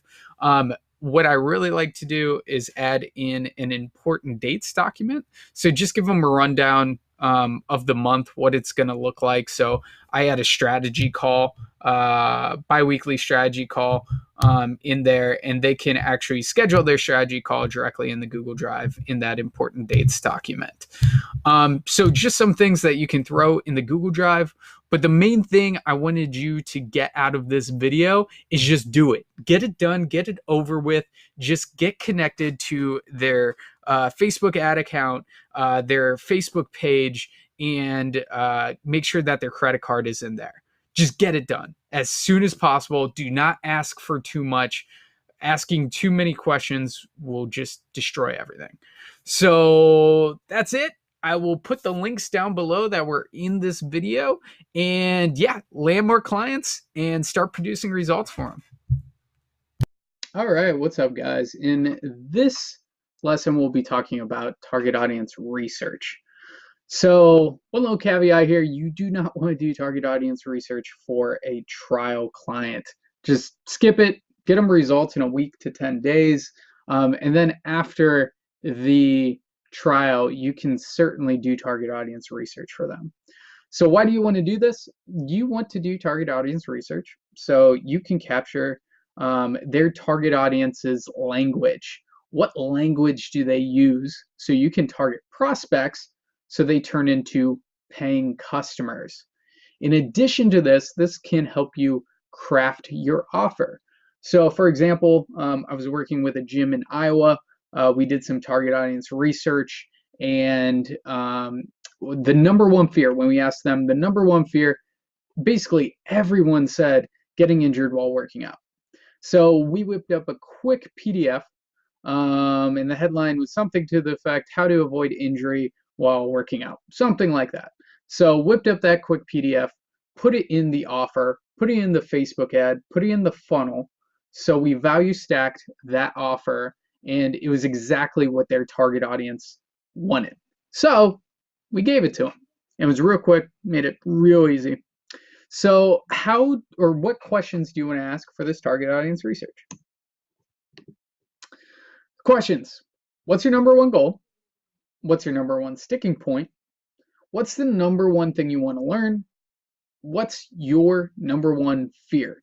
And then you can also ask, what are 3 additional things you want to learn? So what does the form look like? So as you can see up here, just brief mission statement. It's our number one goal. It's our goal to be a gym that fits your needs and not just another gym. Yeah, I just put a random mission statement up there. Doesn't matter that much. Just put anything up there. Probably a mission statement will work best. But what is your number one goal when it comes to working out? Since we were targeting gyms in this questionnaire, what's the number one roadblock that stands in your way of the goal that you mentioned? What's the number one thing you want to learn in regards to working out? What is the number one fear you want to avoid at all costs in regards to working out? Name 3 additional things you want to learn in regards to working out. And at the bottom, you can see here, if you would like us to notify you when we launch our offer, leave your email here. So you can, if they're already a member, you can send them an email and say, hey, we have this new offer for new members, if that's how your offer is created. If you give this to a friend or family member, you get X. Something like that. If your friend or family member comes in for this, you get X. Something like that. If you're not a member, here you go. That sort of deal. And then you have leads right off the bat without even running like an official ad. So it's pretty cool. So how do you get those responses? You do a simple post. So as you can see to the right here, hey Quad City fitness fanatics. So Quad City was the area. So if you're targeting Cleveland or that is funny. Oh my God. I've gone back and tried to cross out the foundation on like every time, but screw it. I did like 2 other times. Oh my God, it's in the picture. Oh, we're gonna jump through it. We're just gonna get through it. Just don't go to their website or anything like that. But so this is what the post looks like on their business page. It's very simple. So I can say their name now. The foundation is expanding. Oh my God, that's so funny. The foundation is expanding and we want to serve you as best as possible. Help us and answer this short questionnaire about fitness and let us know what you think. Put the link. Thanks. And I'll say his name, Josiah from the foundation. So that's what it looks like. Put a picture up there, friendly, a good looking picture of everybody. It looks like they're having fun, smiley, good vibes. So what do you want to do with this post? You want to run ads to the post. So you can, I boost it sometimes, but you can also run it as to page likes, to friends of friends, and then a radius around the gym as well. And do not spend more than $150 on this phase. Anything more than that, just cut it short and then have the owner either you can send out an email, try to get more responses that way, or you can have the owner fill out the last few responses that you need. You want to get 30 quality responses, meaning 30 unique people. They're not filling out like it's BS. Another thing I want to mention, do not incentivize. So if you incentivize people to fill out a questionnaire, they will put down bullshit answers and just rush through it. So you're getting quality responses by framing it as this place is expanding. Boom, that's it. Do that. So I hope this was helpful. I hope you start running target audience research for your clients, start landing more leads and more sales. Let's go.